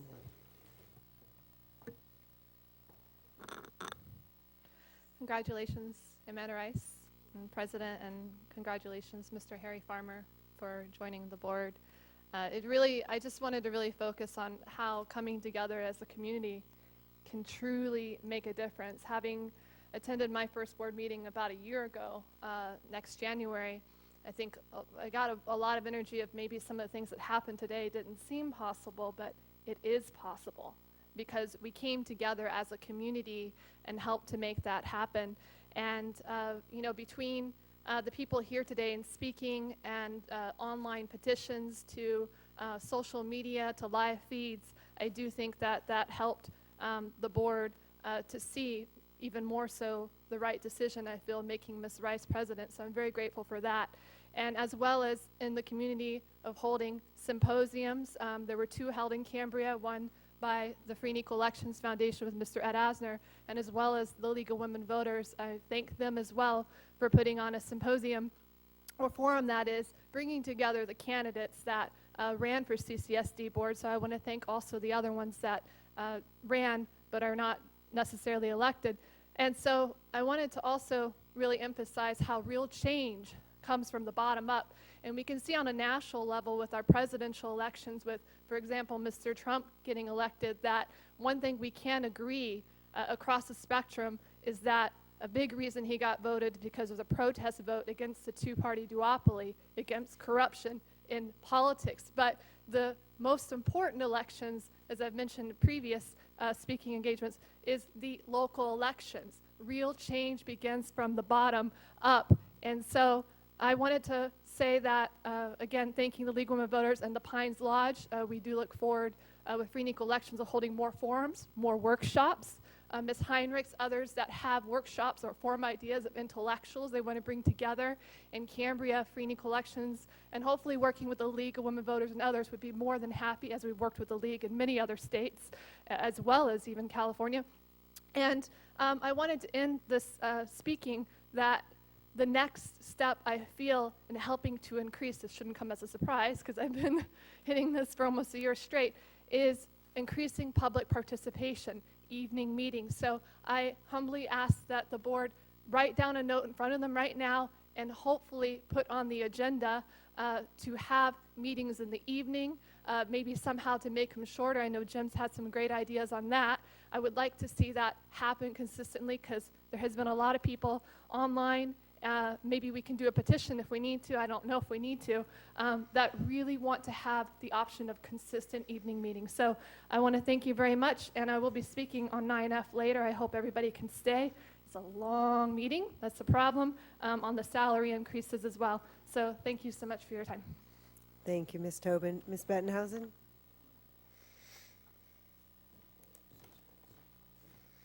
I can't see the clock. Thank you, Madam President. I had not intended to speak on this open public comment, but I do want to thank the wonderful, attentive woman in our community who provided these samples of bay leaf, of laurel bay leaves. You can see on this one the problem already, but you also can see them if you walk along Santa Rosa Creek. And in Santa Rosa Creek the other day, I discovered a huge dumping of garbage off of Windsor Bridge. and I've contacted various people about that. So far, it's the rain that's moved the garbage. But I now do want, since you moved the item on the budget, I want to ask the community of Cambria through you, Madam President, and the TV people. I would like you, please, dear board and dear community, to read 9C as it will appear in January's agenda. And I will say to you, you can go to page 296, 97, 98. And there you will find at least a dozen mentions of deficit spending. Some of it which will not happen by the end of the fiscal year, but most of it will. And I would like you to give serious consideration to this question. How do we reduce expenditures in order to reduce deficit spending on certain activities? How do we judge which is essential and which is optional on spending? I would ask the community to do that. I know that numbers are something I like, and not many members in the community. But I urge people to look at what's happening with the budget of CCSD when we commit ourselves to spending dollars that we do not have. And even with January 1st bringing another 4% increase on our rates, we still have deficit spending. That was built in, if you would convey that to the Vice President. What we passed included a rate increase these coming years each. And please correct me if I'm in error. I assume that we had, that passed. Oh, excellent. Then really come to the January meeting, everybody, because maybe we won't have the increase then, if you all speak up. Thank you very much. I don't see any other is there anybody else that would like to make a comment during public comment?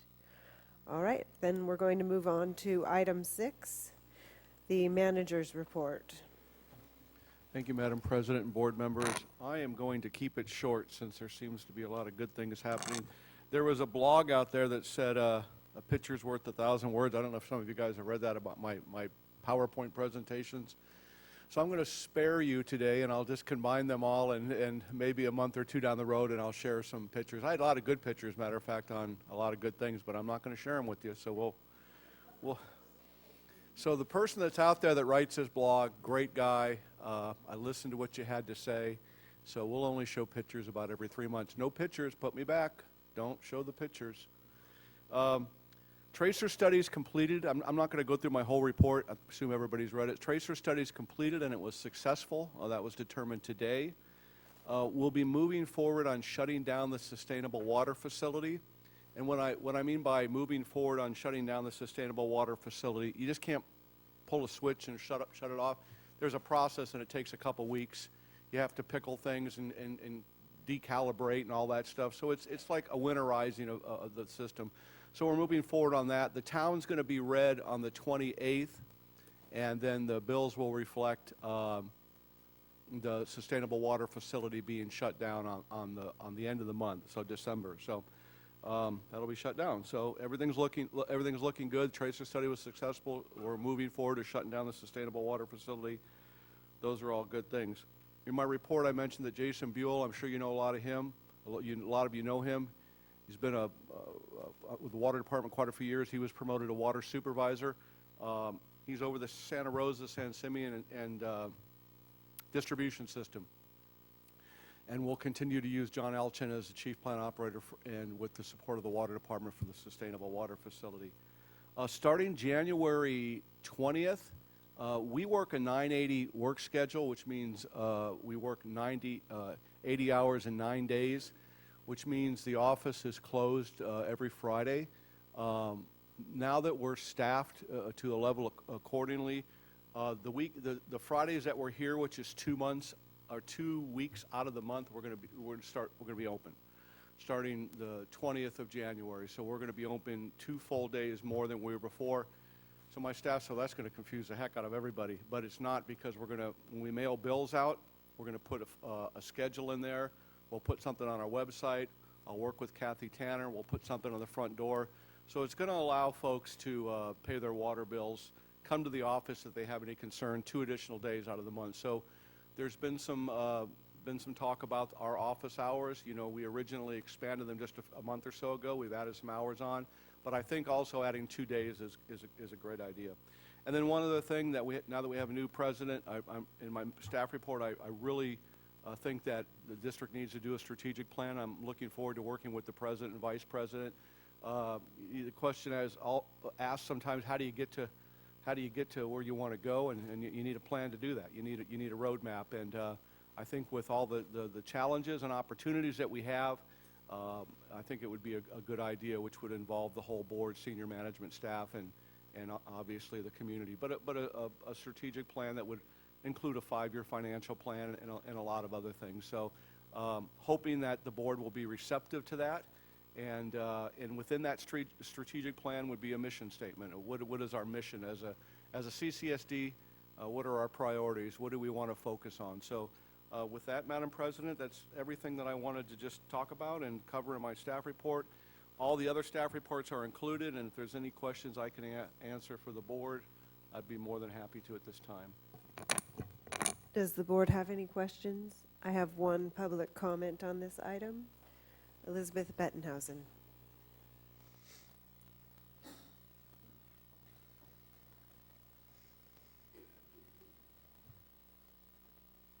Thank you, Madam President. I'm getting more exercise than I usually do, except Tuesdays and Wednesdays. I would like to raise one issue, and that is that on November 17th, I wrote to Supervisor Gibson and Mr. Singewald at the county, and also to Mr. Gresson's copied in, about, and guess what? Elizabeth raising the issue of where the water disappeared to. Now, I've come before you, board, before, as you well recall, and Mr. Farmer, perhaps you will soon start seeing how often I appear. And I have said that there has been a significantly higher than 8% loss, which is your goal of 8%. Last time I was here, I said that in July and August it was 12.78% water difference between production and metered. That's serious. Guess what it was in September and October? 27% of the pumped water didn't get metered. Now, all I did on the 17th of November was ask. And I sent it to you two as copies then, as you well recollect, 4 of you. I have heard absolutely nothing. And I would like to know, and this is an odd question then, I often get told to ask the staff my questions rather than just bring them to the board. So I asked my questions in emails to the staff. Sometimes Mr. Gressons does respond. I want to give him credit. And sometimes he doesn't. I submit public records requests, which always get, I'm almost top of the list there on the general manager's report every month. And I like it because I'm an overseer of you all, according to the law of California. And I take my work seriously. But I'm also a curious person. I want to know, where in the world did all those millions and 8.6 million gallons of water, if it went back to the ocean, do you know what? Excellent. That's where it came from in the first place. And the sharks need it, especially when they're attacked by orcas.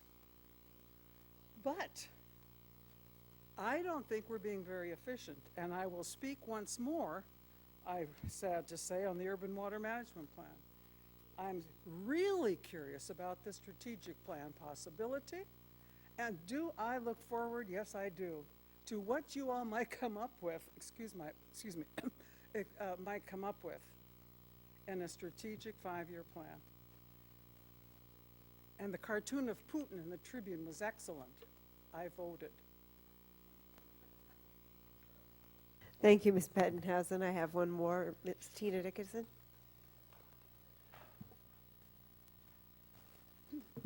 Thank you, Tina Dickinson. In the general manager's report, and I think he mentioned this, that he's requesting of the board to hire a professional facilitator to conduct a strategic plan for the CCSD for calendar year 2017 and beyond. With all due respect, General Manager, I thought that's what your job was. I don't know, in your capacity as General Manager, why that wouldn't be your job. And along with the board, to have a strategic plan for 1 year, 5 years, 10 years. But that we have to hire another individual to do the work that I think is within your scope when you were hired, was to figure some of this out. And so I really would resent that we have to hire yet another professional. And I'd also ask, again, we do not see Mr. Flores, our highly paid lobbyist here. Where is he? $8,500 to $10,000 a month. I'd like to know. I'm assuming there's a report in here, but again, he hardly ever shows up for a meeting for this kind of money. It's simply talk. And when Ms. Bettenhausen referred to the spending of money, it is out of control. It is absolutely, totally out of control. I and others could never run your residence, your home, or business the way the district is running with the spending of our money. It isn't your money, it's our money. And there needs to be way more oversight of the general manager's authority of what he is spending, and that there is more oversight of what is being done with that money. There really needs to be some oversight, because I don't see it. And that's your job. As far as the urban water management plan, wow. Your time extensions on the 2 permits seem to have just, well, what are we going to do? It's going to take up to 33 years, Mr. Flores said. You've lost 732 acre feet, both in Santa Rosa and San Simeon Creek. You lost it because you didn't use it. And let me just say, if you'd had that reservoir off-stream storage, you bet we wouldn't be in the mess we're in now. Thank you. Thank you, Ms. Dickinson. That's all the public comment I have. Next up is Excuse me, Yes. President Rice, excuse me, Madam President, can I say that? Yes, Director Farmer. Thank you. If I could just make a comment with regard to the strategic plan that has just been addressed by Tina Dickinson and Elizabeth Bettenhausen. I once again, I also question the fact that, as Ms. Bettenhausen pointed out, expenditures, that perhaps this is not a good time to be adding expenditures. In other words, getting a professional facilitator. I'm not saying that this person couldn't help do what needs to be done, but may I suggest that perhaps something that was endorsed by all 3 of the members that were elected this time, that has been endorsed during the recent campaign, is that perhaps we get a standing committee. There's many knowledgeable people in this community that I feel could help organize or contribute to, how could we say, developing a strategic plan as we move forward. And I believe that many of us in this community and some of us sitting on this board are very in favor of more community involvement. And as I said, all 3 of us that ran and were elected have endorsed more community involvement and standing committees, and this might be a really good opportunity to take advantage of that. Thank you. Thank you, Director Farmer. Ad hoc committee reports and other related board member reports. Does anybody have any reports? Madam President, I attended for a second time the build-out reduction plan meetings. They are agendized. They're public. I was the only member of the public there, but I just want to remind people that they do exist, and they're working hard on that project. It's very complex. It helps support the EIR that we're presenting. So if you're interested in the build-out reduction plan meetings, they're held every other week, I believe. I'll get the date for you in a second, the next one. Thank you, Director Berenger. I just have a quick question on that. Do we have any idea how a timeline when we might get the recommendations for funding back? I think it's going to be months off, months out, and they have a vision, and I think it's going to require the board action. They have a vision of having a kind of a police effort ongoing, and I think that they really, once we accept their report, that might be one of the recommendations, but I think we might have a different constituents, monitor the progress on the report, but that's just not saying. It was supposed to be a 3-month job to get Yeah, the it- funding sources, so I just was curious how that was coming It's along. taken 6 months to identify lots, much less anything else, so All right. they are making progress. Thank you, Director Berenger. Other reports? Yes, President Rice, just two brief points. I attended the board meeting of the Friends of the Fiscalini Ranch Preserve, and they did announce that their tree planting, which normally takes place Thanksgiving weekend, was rained out and will be rescheduled for this Saturday, I guess, weather permitting. So anyone that's interested in participating with them should report to the ranch, and they would be welcome. Also from the Cambria Fire Safe Focus Group, and that's the group that Supervisor Bianchi is chair of. There were several announcements. One has to do with the biomass concept paper, which is on the agenda, and I believe Dan Turner will speak to it later. The other one was just a report that the chipping event, which occurred on December 1st, was very successful. 23 lots were involved, and some 16 tons of material was chipped. It was done in one day, and they're looking perhaps at doing another one in the spring. Thank you. I just had a quick question. Are they looking at the LHMP, or is that through a different? No, the LHMP is also will also be is also part of the activity of the Fire Safe Focus Group.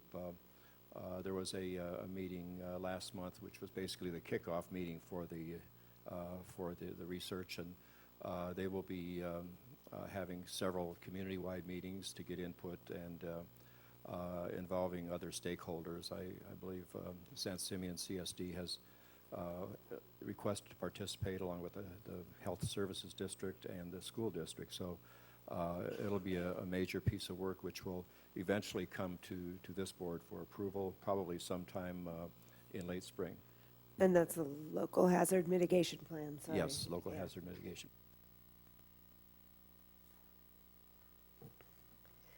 Madam Anyone? President? Yes. Excuse me. Obviously, I'm just kind of getting used to the process here. I'm wondering if we could kind of back up to 6A and just want to address a couple of quick issues here. Is that possible? Yes. Thank you so much. So what I'd like to do is ask Engineer Gressens a couple of things. I notice here, and perhaps I should already know the answer to this. We started the tracer studies in September, and this is ongoing. I'm just wondering how the rains that we've been receiving, and not just light rains, but these heavy soakers that we've been getting, thankfully, thank the Lord above, Mother Earth. How is this affecting the tracer studies? Sure. Director Farmer and members of the board, I've had a number of discussions with the hydrogeologist that's tracking the rainfall events carefully, the creek flows, as well as the tracer study results. Everything went well. There's been a little bit of a time lag because of the turnaround for the tracer analyses by the lab, but we had a very good conversation earlier today that essentially we're done with the tracer study. Did not get impacted by the earlier rains, and that he's going to complete he being the hydrogeologist will complete his report. It'll probably get out sometime in January or so, and that'll get reviewed by the department or the Division of Drinking Water for their ultimate approval and review. But they have been following the process with us as well, so I feel confident that we've had a successful tracer study and is now complete. All right, thank you. Can I ask one more question? Please, go ahead. Thank you. On page 20, where it's under, and I know this is going to seem a little bit awkward, but since we are still operating under an emergency permit as to how we, pursue dealing with being under a stage 3 water emergency, I prefer to refer to the facility that we have out there as the emergency water facility. So I note here it says, review of written comments received on the draft subsequent EIR is in progress with the consulting team. In other words, the consulting team is taking a look at the EIR, which has obviously gotten numerous comments from various agencies as well as the public. So I'm just wondering how long this is going to take, and how much is this costing the ratepayers of this community while the written comments are being addressed. Well, I'll have to get back to you on the cost accounting on it, because I don't carry those numbers in my head. But I'm sure we can get you some accurate numbers at the next meeting on that. But we have, I think, over 220 comment letters that we're going through in detail. And we'll be probably after the holidays getting into the details in earnest and trying to number each individual question, and that'll be part of the response to comments. It's a fairly involved process. We have to abide by certain provisions of the California Environmental Quality Act in making sure we go into them in the right level of detail.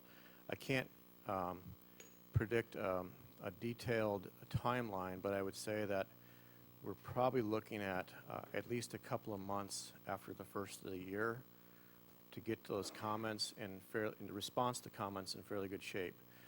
Then once you have the response to comments written, they go into a final EIR document that is released for public review.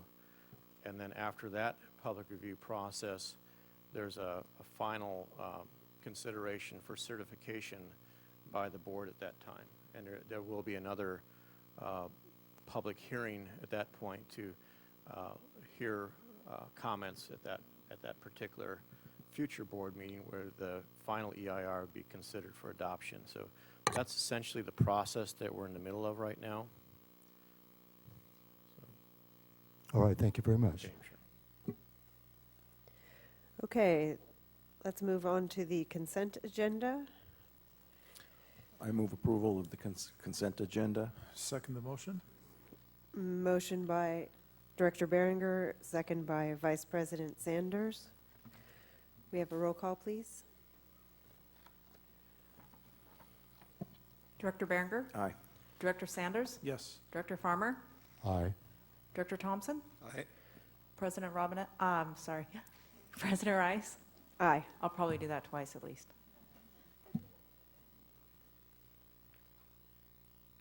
Thank you. Next up is item 8, hearings and appeals. Discussion, General Manager, would you please introduce the item? Thank you, Madam President. Item 8A is discussion and consideration to adopt Resolution 44-216, approving the 2015 Urban Water Management Plan. Bob will give a brief introduction, and we're fortunate to have Lisa Madaus with us, who has coordinated the efforts with staff to complete this document. So thank you very much.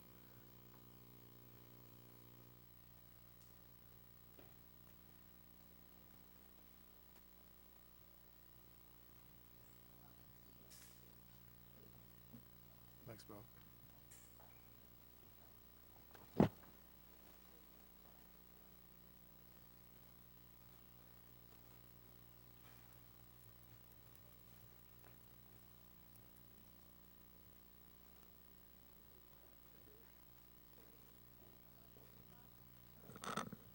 Sorry.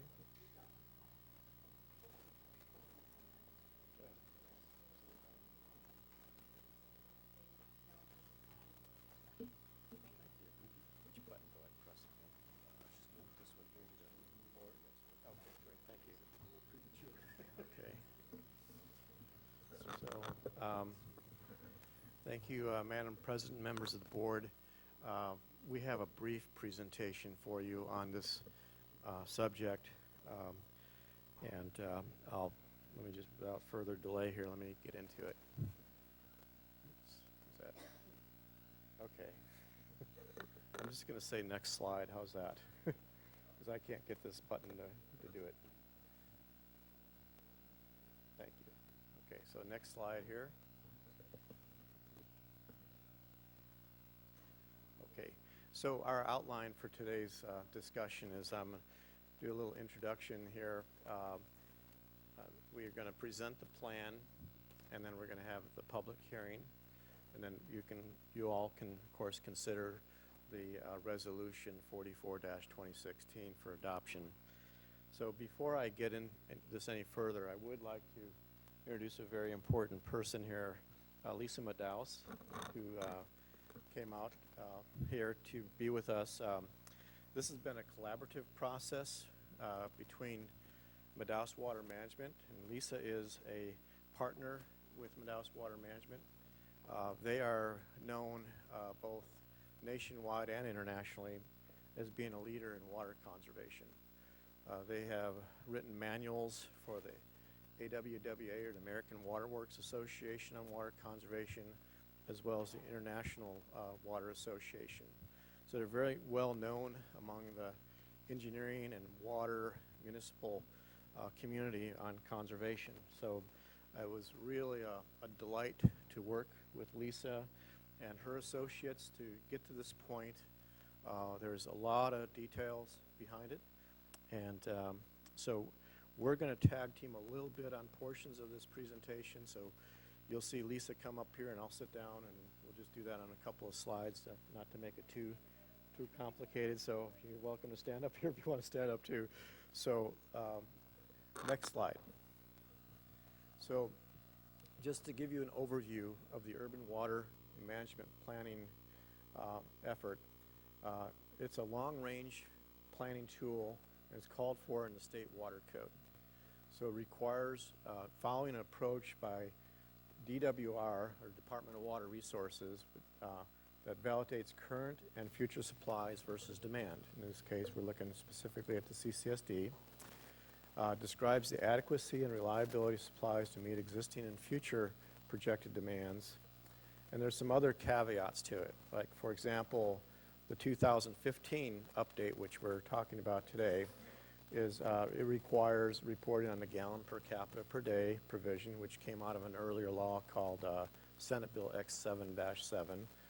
And so that's a little nuance in this one. And then this is generally done once every 5 years. It's required of urban water suppliers, and in CCSD's case, we serve more than 3,000 customers, so therefore you do have to do an urban water management plan. It's also required to have an approved, up-to-date urban water management plan for state grants and state revolving funding. Again, this was a collaborative effort between Lisa's firm and myself.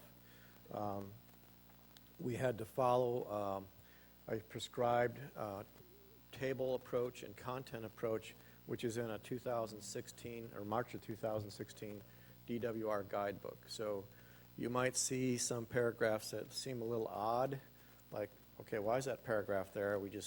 We had to write that so that the state reviewers know we covered that point. So there's some cases like that in a few little spots. So we're following that guidebook as closely as we possibly can, including our tables. We followed also the state law for the 60-day notice to county planning, as well as advertising in the newspaper. The draft urban water management plan has been on the CCSD website, and those steps above have what led to today's hearing. Key updates since the 2010 urban water management plan is we refined a demand forecast in using the Madaus Water Management decision support model. And I'll let Lisa talk a little bit about that later on in the presentation, but that was very, very helpful and critical to this effort. We were conservatively low on the supply estimates that we used, purposefully so. We wanted to stay low and be conservative when we were comparing future supply and demand. We included water system loss audit, which was prepared per an earlier 2014 Senate bill that was passed. So there is information on water loss, and we had to follow a prescribed methodology by the AWWA on that. We expanded upon demand management measures, particularly on any new construction, and we'll talk a little bit more about that. Okay, this is one that I'm going to turn over to Lisa to describe, but this shows the output of your modeling. So,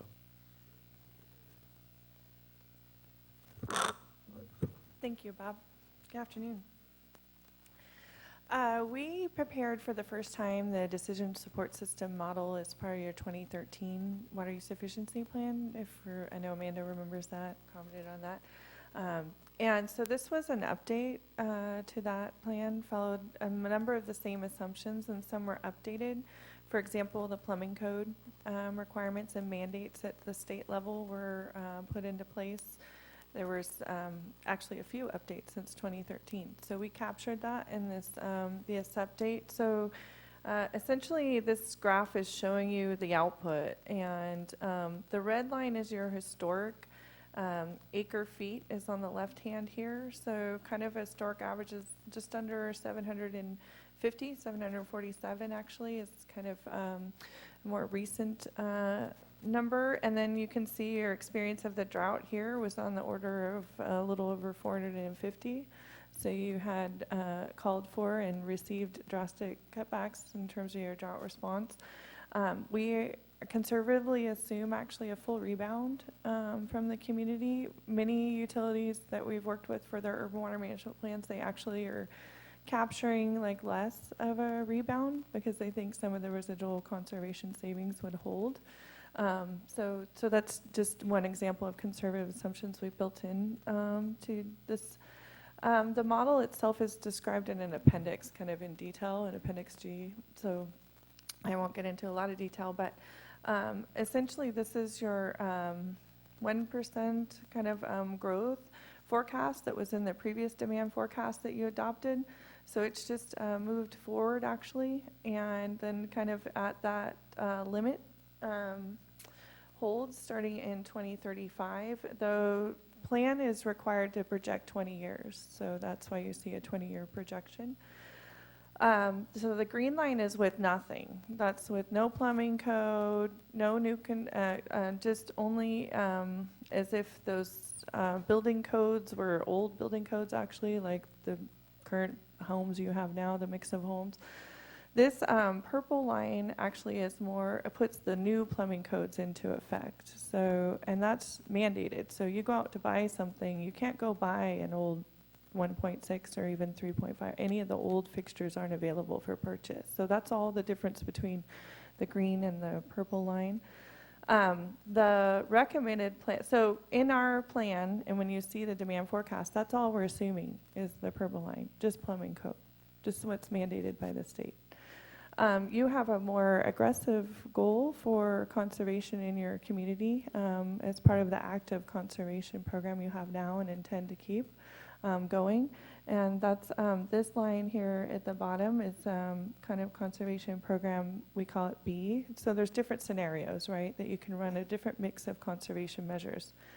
So that's basically a mix of, existing customers, doing their part, and new homes too, having really aggressive, actually the most aggressive conservation measures in place for any new homes in the state that I've seen. So that's such as really limited outdoor watering provisions and things like that. So more aggressive than state code would be this and the outdoor component. The question was asked a scenario about, well, what if it's just only new homes and no conservation by existing customers? So we did run that scenario, and that's this kind of pink line there.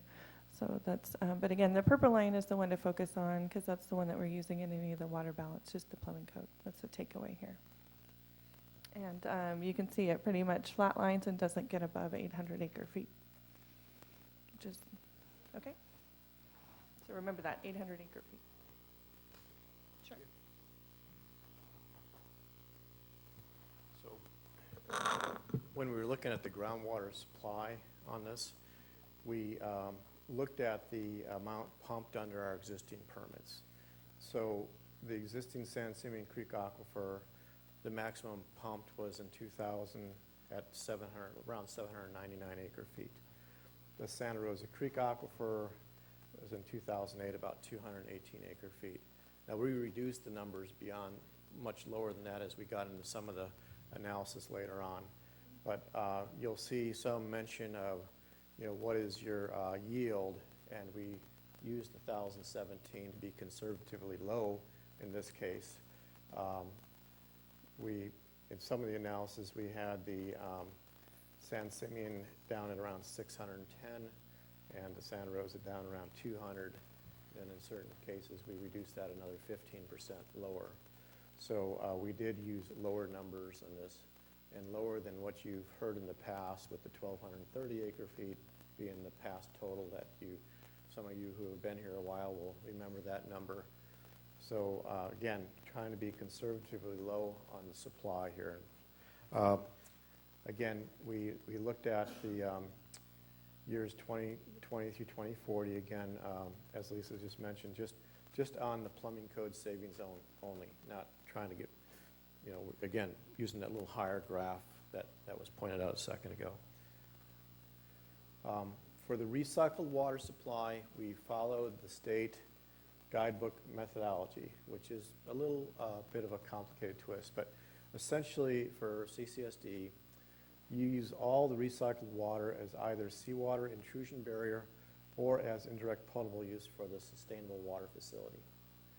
And then for future years, when we're trying to estimate how much water actually goes into, say, the perk ponds where the wastewater, what's flowing through the wastewater treatment plant, we were, I think, conservatively low in estimating that. We used 80% of the potable water demand to come up with how much water actually comes out of our wastewater plant in future years.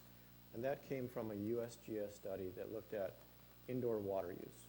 And they came up with, okay, in this community, about 80% of the supplied water is actually indoor water use.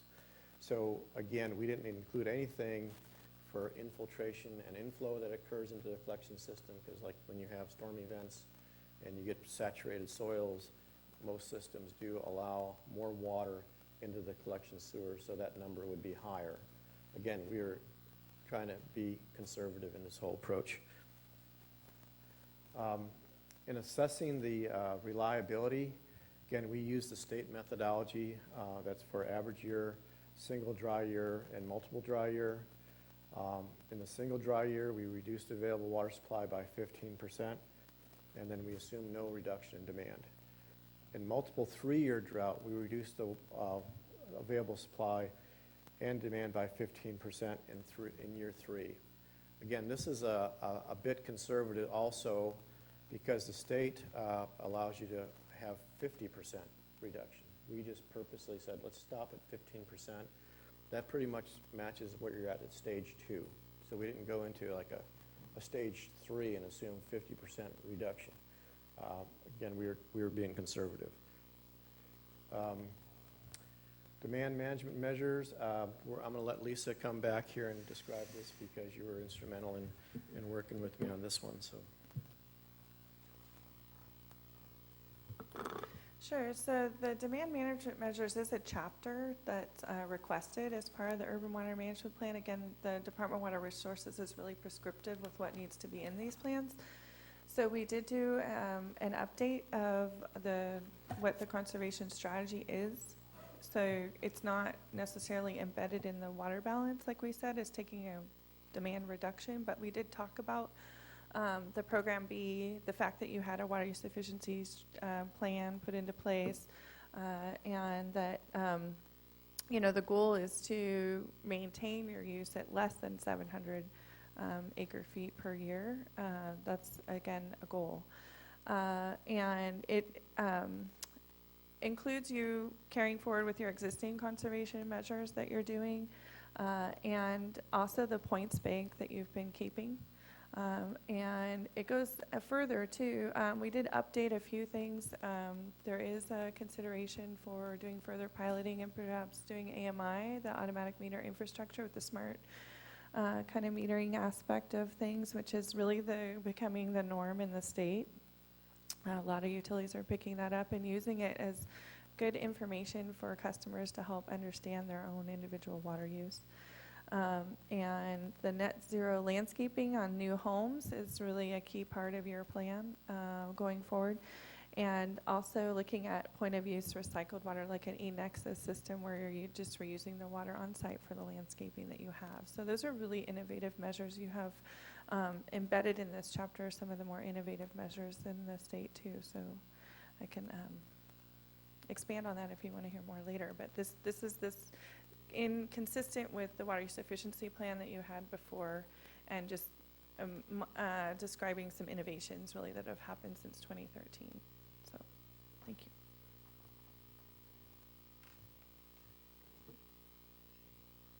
So I'd like to acknowledge some key people that helped us get this far. And the CSD staff, with legal advertisements, report production. Stephanie Salvi of our office does a lot of the billing data, and her keeping that data was really important. We had Carolyn Winfrey, who I'll try to introduce next month, a new Admin Tech 2 person who's assisting me, and she was fantastic in assisting.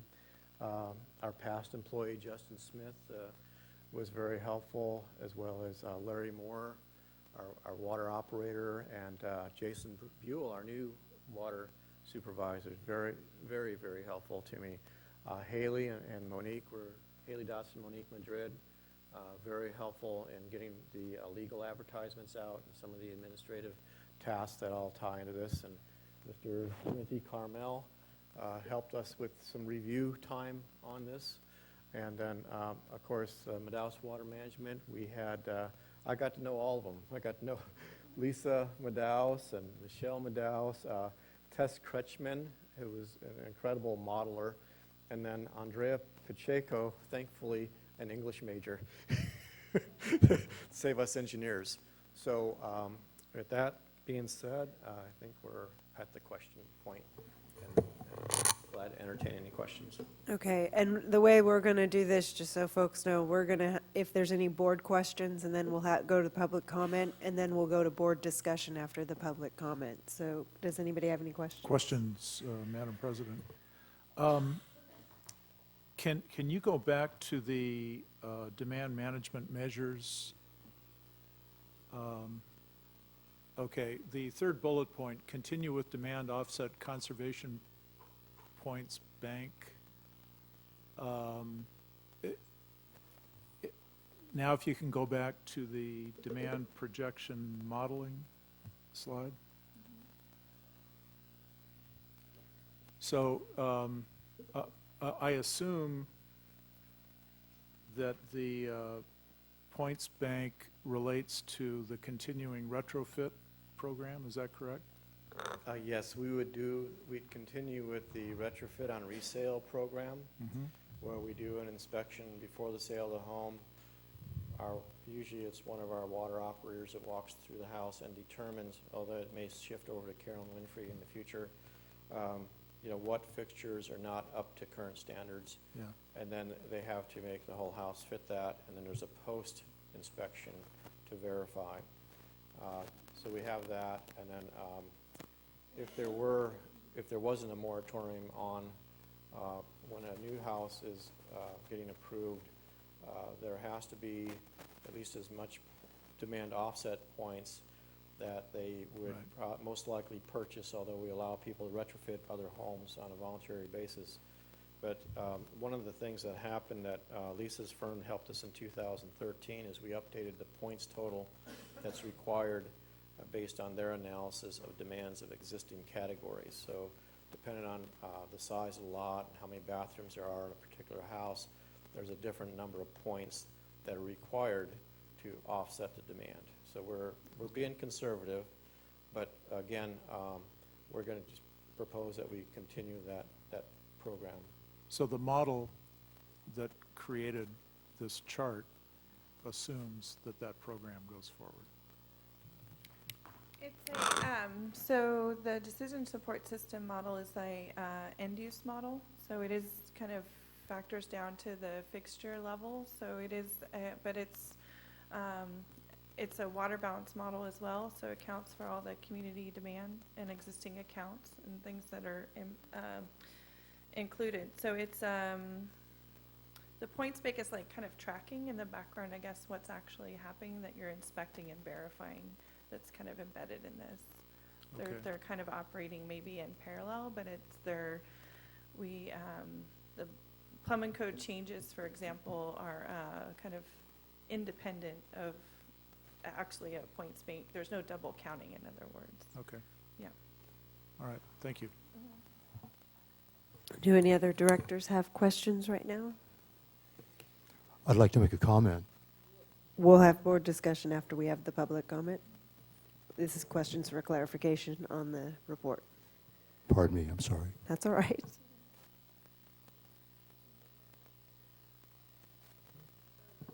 I do have a question on on the plan itself.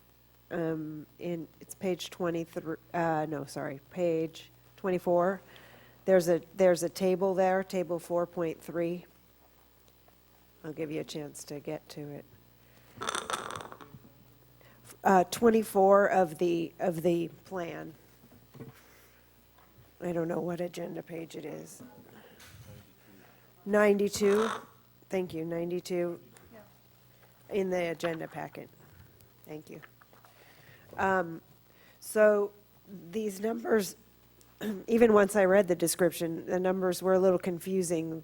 The portable raw water added to the recycled water for the total water demand. But didn't you say the recycled water is essentially from the raw? I guess I don't, can you help me understand that total water demand? It seems very high for the recycled water demand, and I don't understand why it's so high. Can you help me understand that? We included, and correct me if I'm wrong, she knows the tables better than I do, the recycled water demand. This follows the state methodology, so we had to follow really closely their table formats. And so they do require us to show recycled water demand, and we included both whatever's used for the seawater barrier that's percolated through the pond, and whatever would be for the sustainable water facility would come out of that number. So the number that we showed, the 420, say for 2015, that was the total amount from the wastewater plant